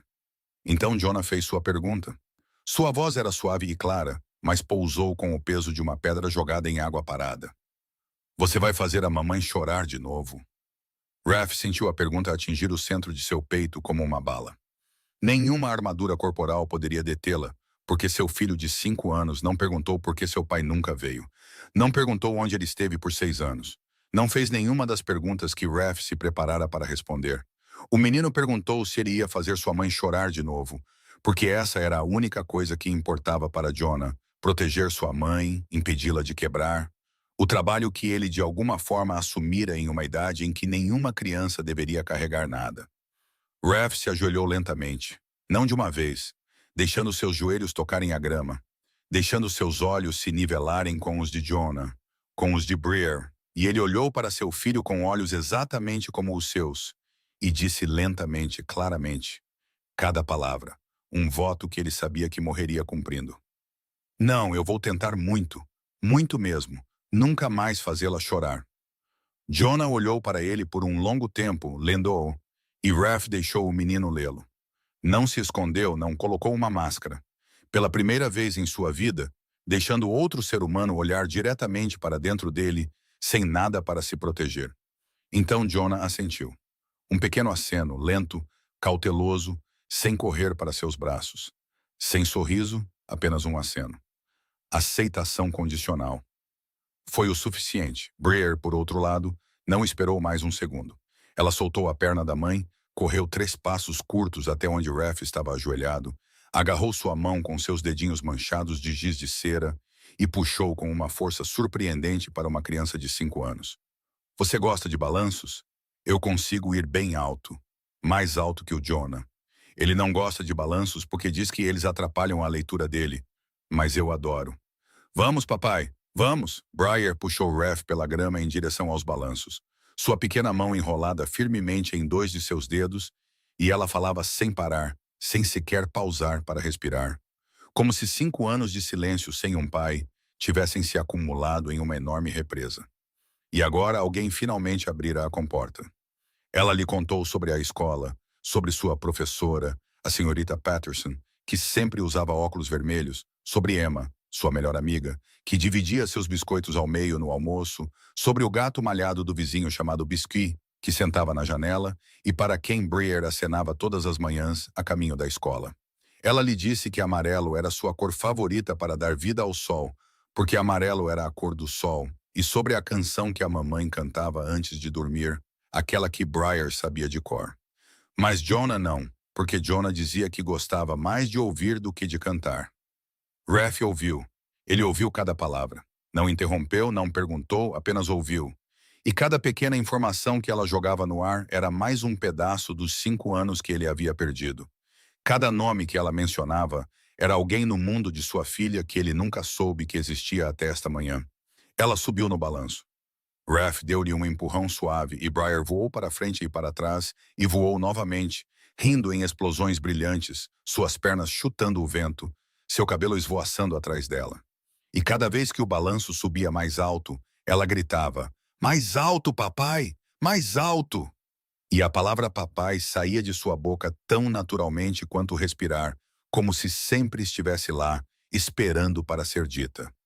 Jonah não foi para os balanços. Ele sentou-se em um banco de madeira próximo com seu livro aberto no colo, lendo ou fingindo ler, porque a cada 2 ou 3 minutos, seus olhos deixavam a página e se voltavam para Ref, verificando, medindo como um guarda em uma torre de vigia, certificando-se de que este homem estranho não fizesse nada de errado, não fizesse a mamãe chorar, não desaparecesse. Marlo sentou-se em um banco de pedra mais longe, ambas as mãos enroladas em seu copo de café de papel, observando os 3. Ela não sorriu, mas também não o impediu. E Ref sabia que para Marlo, não impedir já era muito. Depois que Briar se cansou dos balanços, ela arrastou Ref para a grama e tirou de sua pequena mochila um bloco de papel grosso com uma capa dura e cantos enrolados, pesado com camadas de cera colorida vibrante, seu caderno de maravilhas. Ela virou as páginas uma por uma para mostrar a ele, e cada página era um pequeno mundo colorido de cera. Mamãe com cabelo castanho, Jonah lendo, Biscuit, o gato, sorvete de morango, um sol amarelo, um arco-íris. Então ela parou em uma página perto do final. Sua pequena mão segurava a borda do papel, hesitante agora. E pela primeira vez desde que conheceu Ref, ela ficou quieta. O desenho era simples, 4 pessoas. Uma figura média com cabelo castanho no meio. 2 pequenas de cada lado de mãos dadas. E uma figura alta na borda, desenhada com giz de cera preto, sem rosto, um espaço oval em branco acima do pescoço, onde deveriam estar os olhos, o nariz e a boca. Mas havia apenas papel branco. Esse é o desenho do papai, disse Breer, sua voz mais baixa do que estivera durante toda a manhã. Eu não sabia como era o seu rosto. A mamãe não tem fotos. Eu perguntei, mas ela disse que não tinha nenhuma. Então eu só te desenhei alto, porque pensei que talvez você fosse alto. Silêncio. O vento moveu-se pela grama, agitando os balanços vazios. E Raph olhou para o desenho de giz de cera. Olhou para o lugar em branco onde seu rosto deveria estar e sentiu algo dentro de seu peito se abrir lentamente, sem barulho, sem drama, simplesmente quebrar, como gelo derretendo. Então Briar ergueu os olhos, seus olhos se iluminando, e disse, mas eu posso desenhar agora. Raph não confiou em si mesmo para falar sem que sua voz quebrasse, então ele apenas assentiu e sorriu, ou tentou sorrir. E Briar já havia corrido para procurar novos lápis de cera em sua mochila. Ele se levantou e foi até Jonah. O menino não ergueu os olhos quando Raph se sentou ao lado dele. Manteve os olhos na página. Mas Raph notou que ele não virara aquela página em 5 minutos, o que significava que ele não estava lendo. Ele estava ouvindo, observando com os ouvidos em vez dos olhos. Raph olhou para a capa. O Sistema Solar, um livro mais grosso do que a maioria das crianças daquela idade carregaria, cheio de fotos, mas também cheio de palavras, com vários cantos de página dobrados como marcadores. Qual planeta você mais gosta? Raph perguntou suavemente, sem pressionar. Jonah não respondeu imediatamente. Ele pensou seriamente por um longo tempo. Da maneira como alguém pensa quando respeita demais uma pergunta para responder descuidadamente. 10 segundos, 15. Raph esperou e não o apressou, porque estava aprendendo a esperar por seu filho. E o tempo de Jonah não era o tempo de uma sala de negociação. Saturno, disse Jonah finalmente, seus olhos ainda no livro, mas sua voz clara, porque parece que está usando um chapéu. Então o menino olhou para Raph rapidamente, como se estivesse verificando a reação, pronto para recuar se o homem adulto risse dele ou o ignorasse. E Raph riu. Não uma risada educada, não do tipo controlado que ele usava em salas de reunião, mas uma risada que saiu de seu peito sem aviso. Real, quente, inesperada o suficiente para assustar até mesmo ele.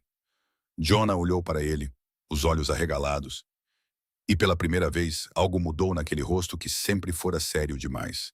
Um lampejo de surpresa, como se o menino nunca tivesse imaginado que seu pai soubesse rir, porque o pai fora apenas a sombra alta e sem rosto no desenho de Briar, e as sombras não riam. Eles sentaram-se lado a lado por mais 10 minutos, Jonah virando as páginas para mostrar a Raph os anéis de Saturno, explicando que os anéis eram feitos de gelo e rocha. Sua voz carregava uma gravidade profissional, como se estivesse apresentando um relatório de pesquisa.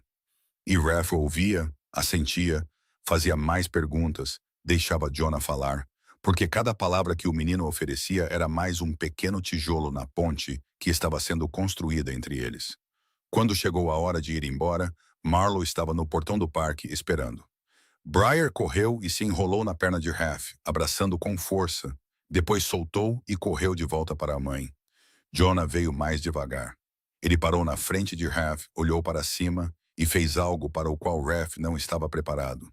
Ele tirou o livro do Sistema Solar de debaixo do braço e o colocou cuidadosamente nas mãos de Raph, como se estivesse entregando algo precioso.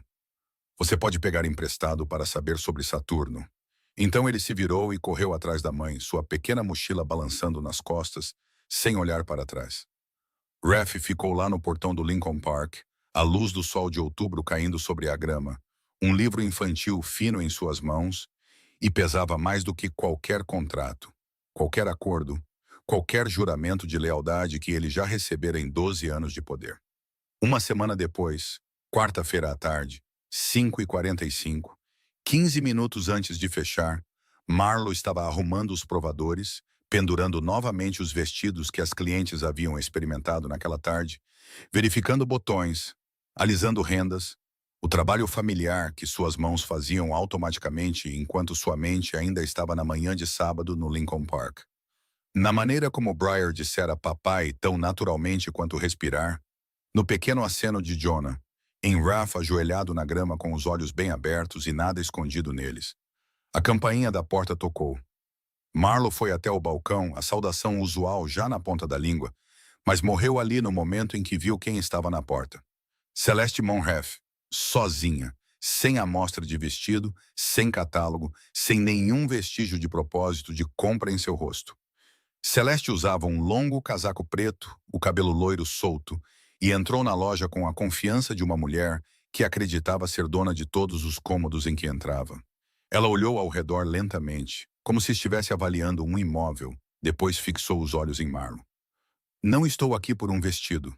A voz de Celeste era leve, cortês, o tipo de cortesia que Marlo reconheceu instantaneamente porque ouvira aquela voz uma vez antes, 6 anos antes, no escritório de Pennincade, quando ele servira chá e colocara o envelope de fotografias na mesa. A voz de alguém prestes a arruinar uma vida enquanto ainda mantinha um sorriso no rosto. Você e seus filhos vão sair de Chicago novamente, silenciosamente, como fizeram há 6 anos. E desta vez vocês vão ficar longe. Marlo sentiu o sangue subir para os ouvidos. Ela podia ouvir seu próprio coração batendo dentro da cabeça. Mas não recuou. Não tremeu porque 6 anos a ensinaram que tremer era um luxo. Um luxo que uma mãe solteira não tinha o direito de ter. Saia da minha loja. Sua loja? Celeste sorriu e deixou seu olhar percorrer a sala mais uma vez. É encantador, realmente. Toda essa vida que você construiu, vendendo vestidos que não pode comprar, criando 2 filhos com um salário mínimo, fingindo que é invisível. É muito corajoso, mas a coragem não vai te proteger da minha família. Celeste deu mais um passo para dentro da loja, seus saltos batendo no chão de madeira. Meu pai controla metade dos portos da costa leste. Ele tem juízes, ele tem senadores. Ele tem pessoas em agências cujos nomes você nunca ouviu falar. Uma ligação, Marlo. É tudo o que é preciso. Uma ligação e seu visto de trabalho é sinalizado. Seu senhorio recebe uma visita. A escola de seus filhos recebe uma denúncia anônima sobre uma mãe inadequada. Cada palavra foi colocada com precisão, medida como o golpe de uma lâmina cirúrgica. Celeste não estava gritando, não estava fazendo ameaças altas, ela estava sussurrando, e sussurros são sempre mais assustadores. Mamãe. A voz de Briar veio da sala dos fundos, pequena e sonolenta. A menina acabara de acordar no sofá onde as crianças geralmente esperavam, enquanto a mãe fechava a loja. Marlo agiu rápido. Sem pensar, puro instinto, ela se moveu em direção à porta da sala dos fundos e colocou seu corpo entre Celeste e o batente da porta, onde sua filha estava do outro lado, bloqueando completamente a linha de visão. Suas costas estavam retas, seus ombros abertos, ambos os braços pendendo ao lado do corpo, mas suas mãos cerradas em punhos. 6 anos sozinha transformaram Marlo em muitas coisas. Mas antes de tudo, acima de tudo, ela era mãe. E ninguém, nem a máfia, nem bilionários, nem a filha de qualquer chefe do crime, tinha permissão para ficar entre ela e seus filhos. Olha agora. A voz de Marlo era baixa, nivelada, sem tremor. Celeste olhou para ela, leu-a e o sorriso nunca desapareceu. Ela não tinha medo de Marlo. Não precisava ter, porque sua arma não era um punho. Era uma ligação telefônica. 72 horas, Marlo. Depois as coisas ficam desagradáveis. Celeste se virou e caminhou até a porta, seus saltos batendo no chão de madeira em um ritmo constante. A campainha sobre a porta de vidro tremeu suavemente quando se fechou atrás dela. Marlo ficou lá no meio da loja de noivas vazia, os punhos cerrados, o peito subindo e descendo. E da sala dos fundos, Briar chamou novamente. Mamãe, estou com sede, na voz comum de uma criança que não sabia de nada. Sully ligou para Raph 30 minutos depois com notícias ainda piores. Penn havia contatado a família Monref. Celeste não agira sozinha. Ela contara ao pai sobre as crianças. E agora o chefe Monref via o noivado rompido não apenas como um insulto, mas como prova de que Raph enganara sua família desde o início. Território, portos, linhas de abastecimento, tudo estava em jogo e tudo estava tremendo. Mas a ligação que mudou tudo para Raf não veio de Sully. Veio de Marlo, às 9 daquela noite. E sua voz não estava em pânico, não estava chorando, não estava pedindo ajuda.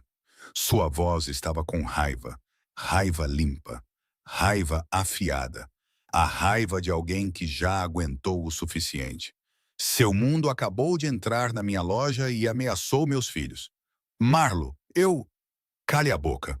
Eu não terminei. Silêncio do outro lado da linha.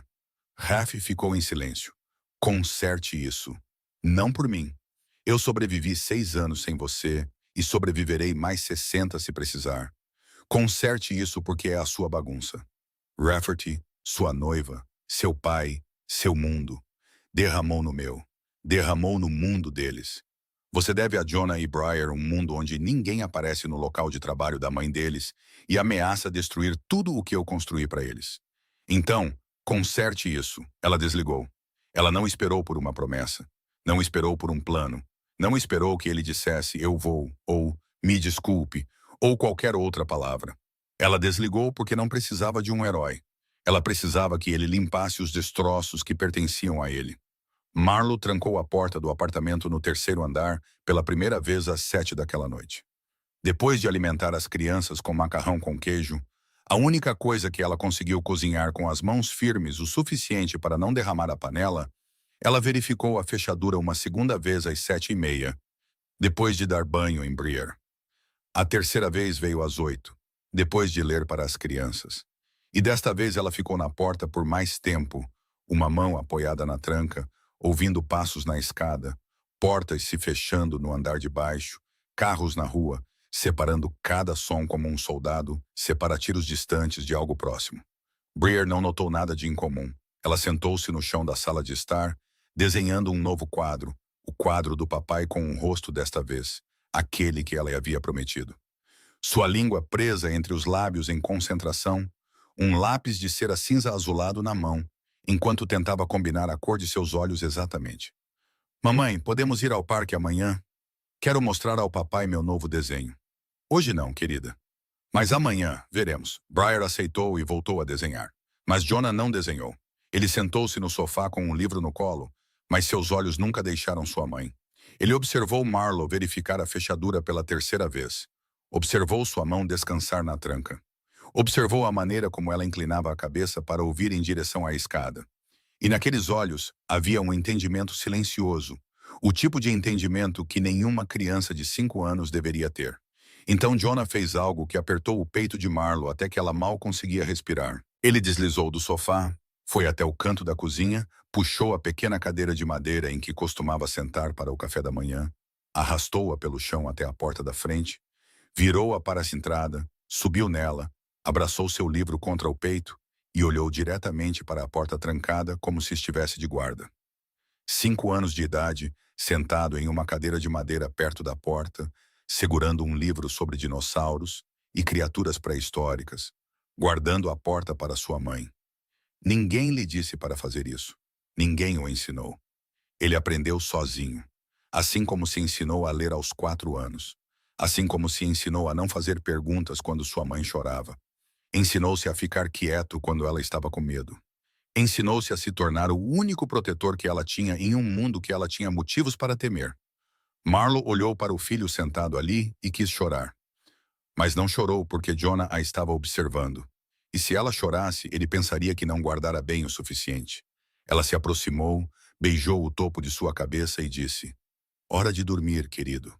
E Jonah não protestou. Ele desceu da cadeira, mas olhou para a porta mais uma vez antes de ir para o quarto, como se para se certificar de que ainda estava trancada. 9 horas. As crianças estavam dormindo. Briar estava encolhida, segurando seu urso de pelúcia gasto, o novo desenho do papai, ao lado do travesseiro.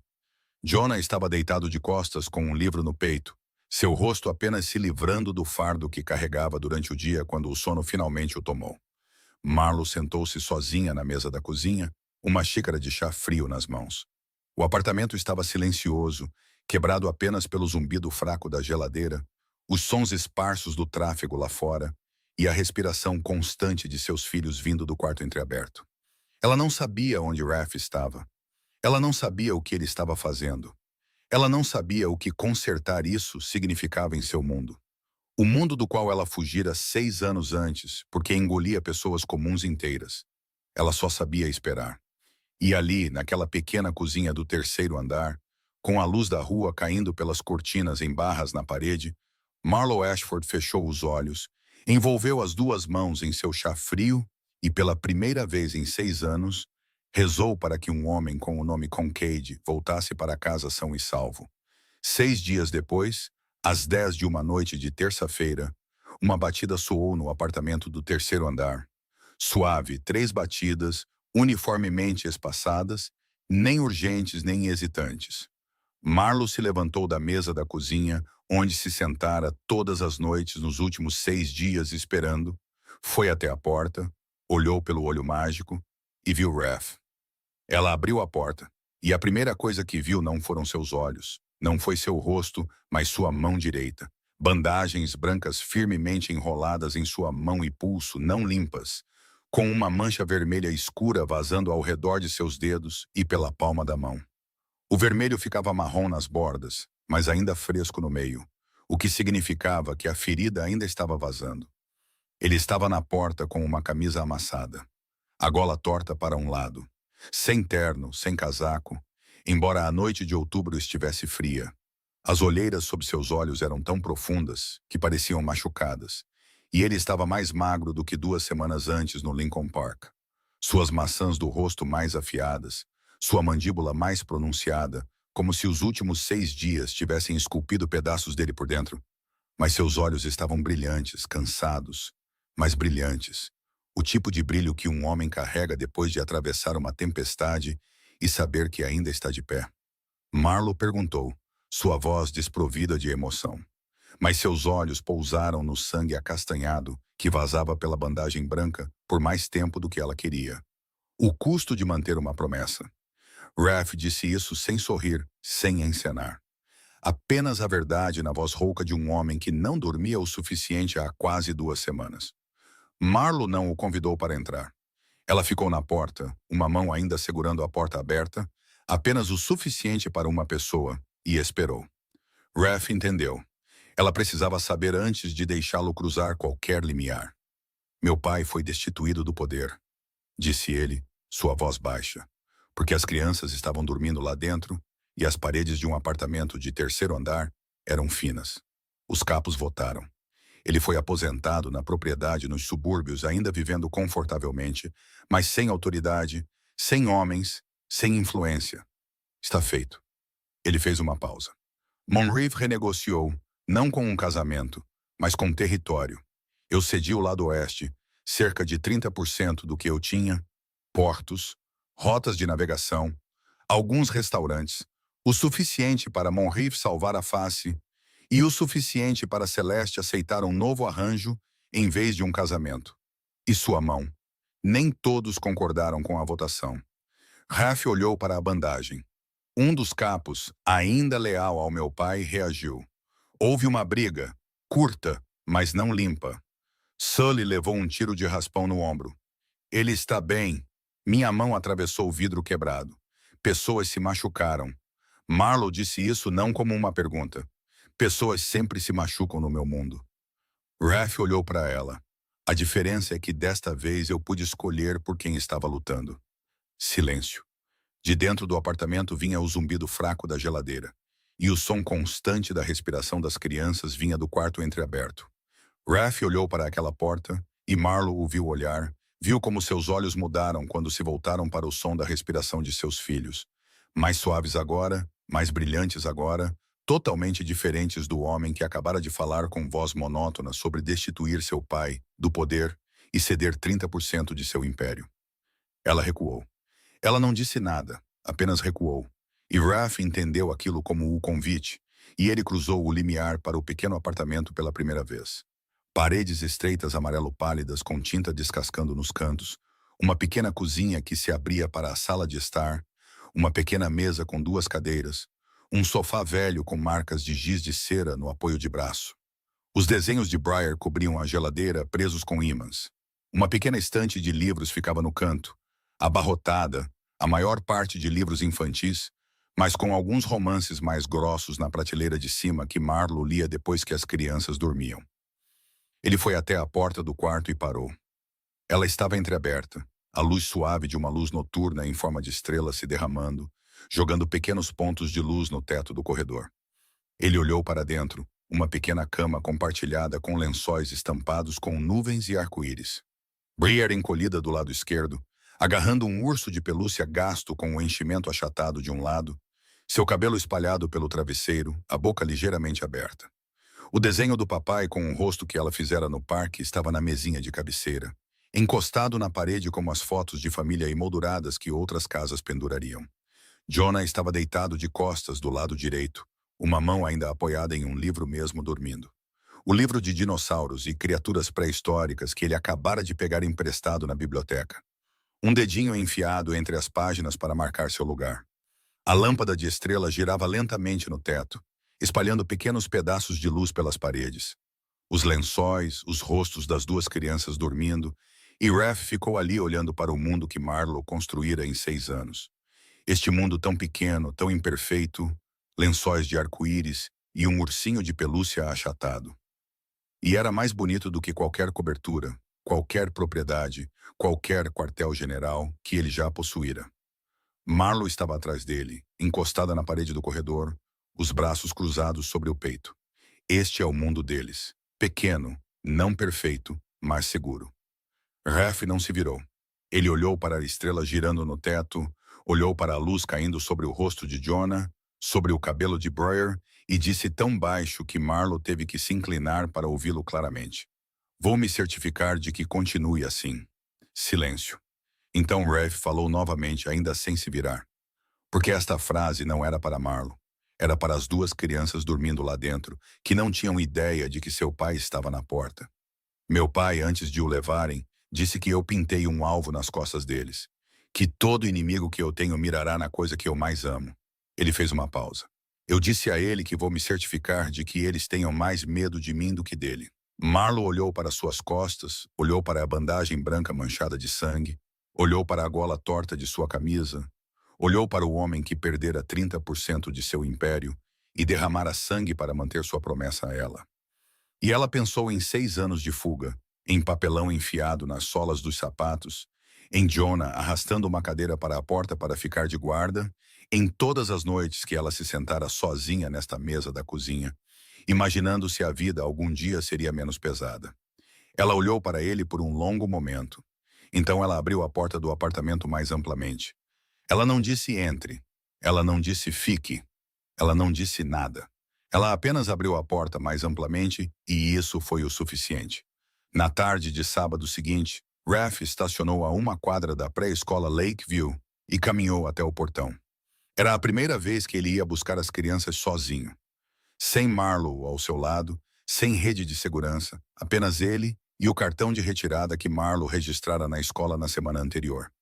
Ele estava entre as outras mães e pais, jeans e um suéter agora seu uniforme de sábado habitual, e se sentia estranho de uma forma que nenhuma negociação, nenhuma briga jamais o fizera sentir. Estranho porque era comum, porque ele estava na fila para buscar seus filhos depois da escola como um pai comum. E essa normalidade valia mais do que qualquer coisa que ele já possuíra. O sino da escola tocou. As portas se abriram. As crianças saíram como um bando de pardais. Mochilas balançando nos ombros, sapatos empoeirados de areia, risadas e gritos por mamãe e papai, e vovó enchendo o pátio. Raph estava no portão procurando, e seu coração batia mais rápido do que jamais batera sentado em frente a um inimigo.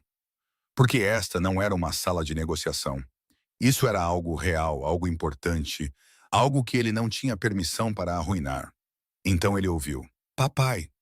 Briar veio correndo pela multidão de crianças, suas Marias Chiquinhas voando, sua mochila rosa balançando, seu rosto brilhando de alegria, e ela se jogou direto nas pernas de Raph, abraçando-o com tanta força que ele teve que dar um passo para trás para manter o equilíbrio.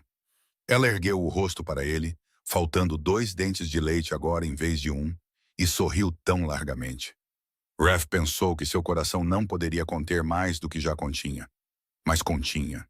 Continuava se esticando, continuava abrindo espaço. Papai, olha o que eu fiz. Briar tirou uma folha de papel de sua mochila, com cuidado, como se estivesse tirando um tesouro. Um desenho de giz de cera. 4 pessoas como o antigo, mas diferente de uma maneira. A figura alta na borda tinha um rosto desta vez. Olhos coloridos com 2 lápis de cera misturados, cinza e azul. Ela tentara combinar a tonalidade exatamente. E o resultado não era preciso. Mas era perfeito da maneira que apenas o desenho de uma criança de 5 anos pode ser perfeito. Um nariz, um pouco torto, uma boca curvada para cima em um sorriso. O papai tinha um rosto. O papai sabia sorrir. Raph pegou o desenho em sua mão e olhou para ele por um longo tempo.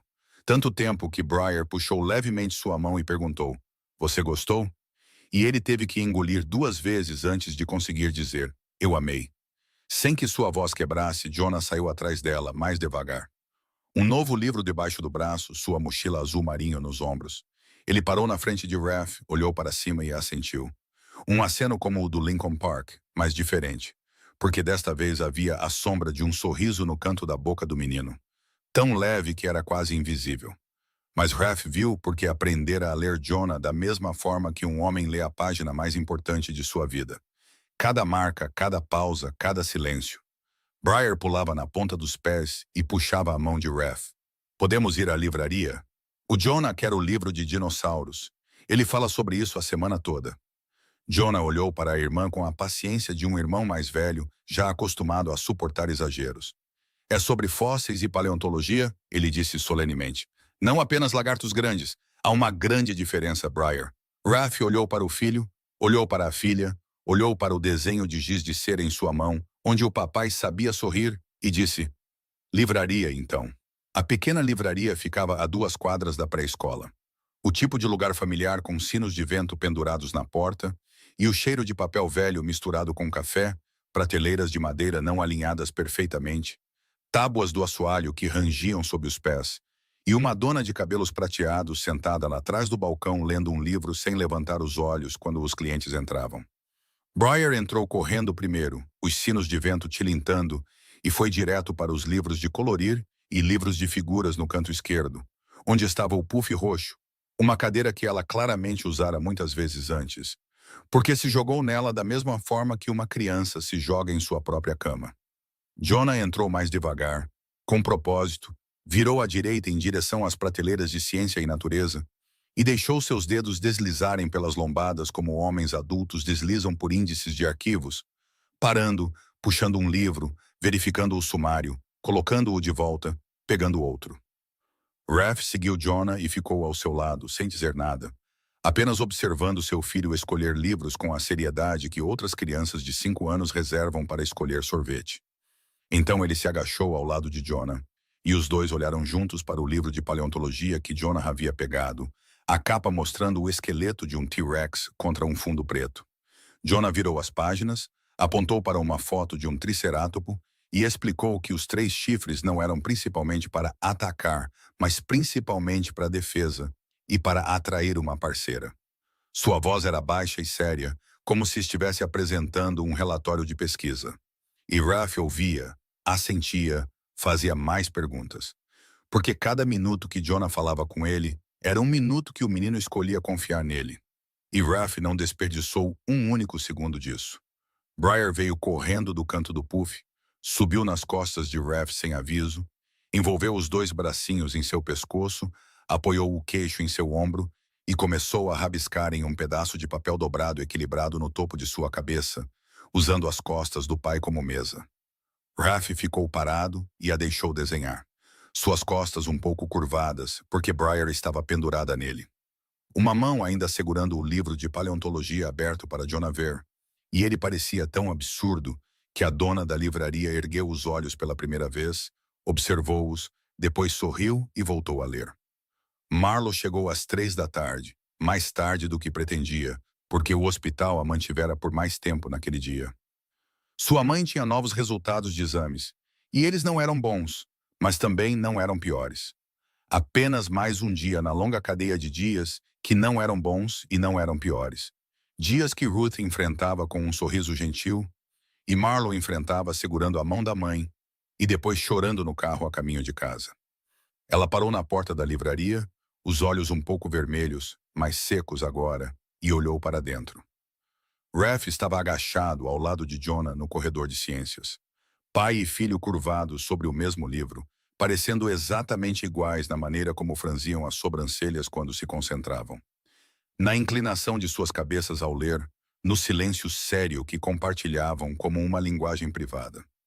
Briar pendurada nas costas de Raph, as pernas balançando, desenhando no papel equilibrado no topo da cabeça do pai, cantarolando alguma musiquinha baixinho com palavras muito confusas para entender.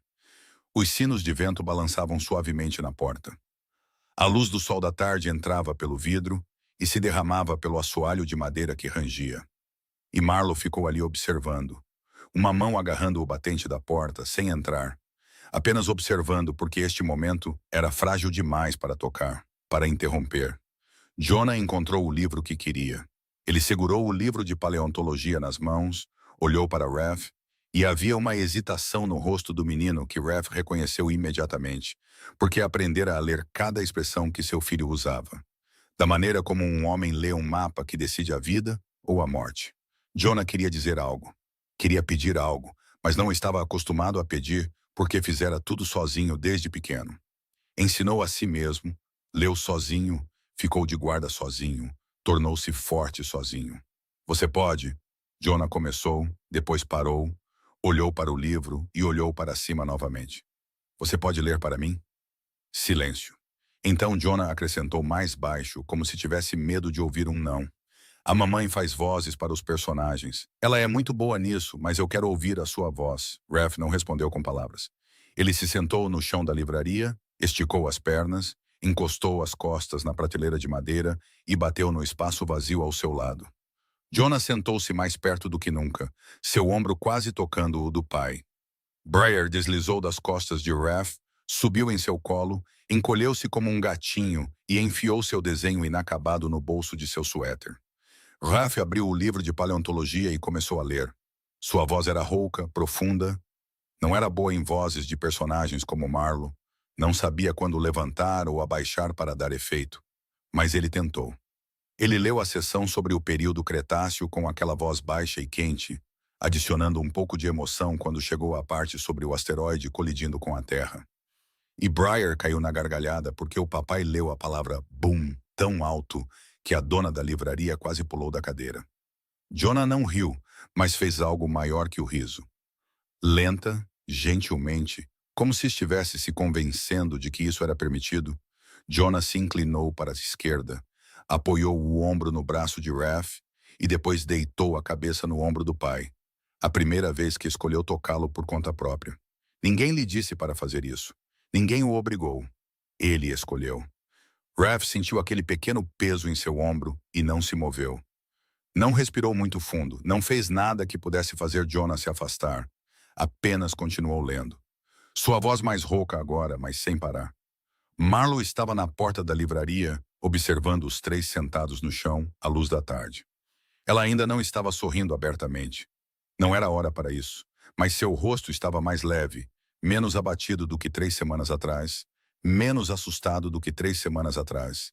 E seus olhos estavam secos, embora ainda estivessem vermelhos do hospital, de sua mãe, de tudo, mas secos. Briar ergueu a cabeça do colo de Raph, seus olhos se iluminando quando viu a mãe na porta. Mamãe, o papai está lendo sobre dinossauros. Ele fez um boom, e a senhora Chen quase caiu da cadeira. Então ela se lembrou de algo ainda mais importante. Papai, amanhã vamos ver a vovó Ruth. Eu desenhei para ela um quadro de Saturno porque o Jonah diz que é o melhor planeta. O Jonah diz que os anéis são feitos de gelo e rochas. Você sabia disso? Raph sabia. Porque Jonah o ensinara no Lincoln Park.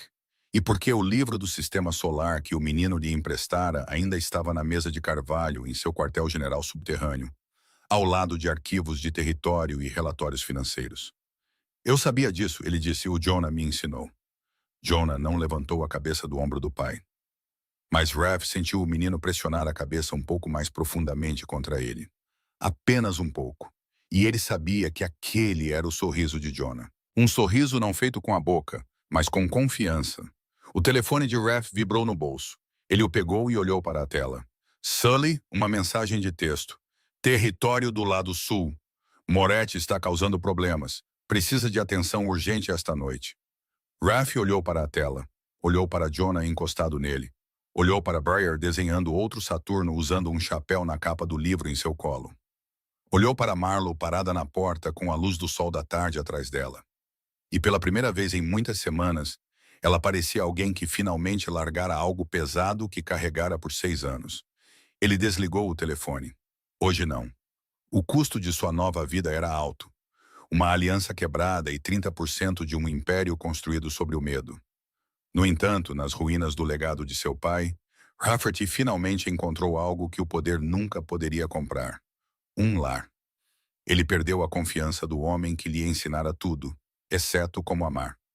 A ferida em sua mão ainda não cicatrizara completamente, e a nova cicatriz, ao longo de seus dedos, o lembrava todas as manhãs do preço daquela noite. Mas ele encontrou 2 crianças sentadas ao seu lado no chão de uma livraria à luz do sol do fim da tarde. Um menino quieto encostado em seu ombro, enquanto o ouvia ler sobre a era em que os dinossauros desapareceram, e uma menina desenhando o rosto de seu pai, pela segunda vez com giz de cera cinza azulado. E desta vez seu pai tinha um sorriso. E havia uma mulher parada na porta, ainda não perdoando, não esquecendo, mas abrindo a porta. Às vezes o maior poder não é o império que você constrói, não é o território que você toma, não é o medo que você planta nos corações de outras pessoas. Às vezes é aquilo pelo qual você está disposto a perder tudo para proteger. É sua filha gritando "papai" em um pátio de escola. É o aceno cauteloso de seu filho na primeira vez que ele escolhe ver seu pai. É o mundo colorido de cera onde o pai não tem rosto. Depois tem um rosto. Depois tem um sorriso. É o livro do sistema solar que um menino de 5 anos empresta ao pai, para que você saiba sobre Saturno.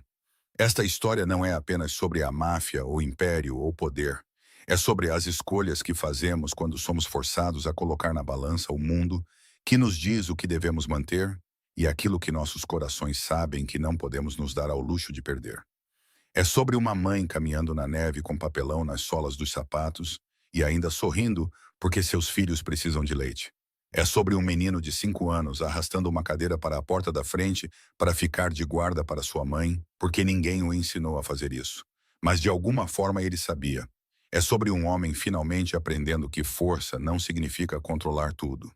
Significa ter a coragem de abrir mão do que deve ser deixado para trás para se agarrar ao que realmente importa. Cada um de nós tem momentos em que temos que escolher. Eles nem sempre são tão dramáticos quanto derrubar uma dinastia familiar ou desistir de um império. Mas às vezes a escolha é simplesmente sentar no chão de uma livraria e ler para seu filho em vez de atender uma ligação de trabalho. Às vezes é simplesmente escolher abrir a porta e dar mais uma chance à pessoa que uma vez te machucou. Às vezes é simplesmente escolher acreditar que as pessoas podem mudar. Se esta história te tocou, se você se viu em Marlo, em Raph, em Jonah ou em Briar, por favor, compartilhe seus pensamentos nos comentários abaixo. Sempre queremos ouvir o que surge do fundo do seu coração, porque cada comentário, cada história que você escolhe nos contar é a razão pela qual continuamos criando histórias significativas dia após dia. Por favor, curta este vídeo, compartilhe com as pessoas que você ama e inscreva-se no canal para não perder a próxima história comovente. Desejamos a todos vocês que assistem a este vídeo boa saúde, uma vida alegre e paz em cada dia. Adeus e nos vemos novamente no próximo vídeo.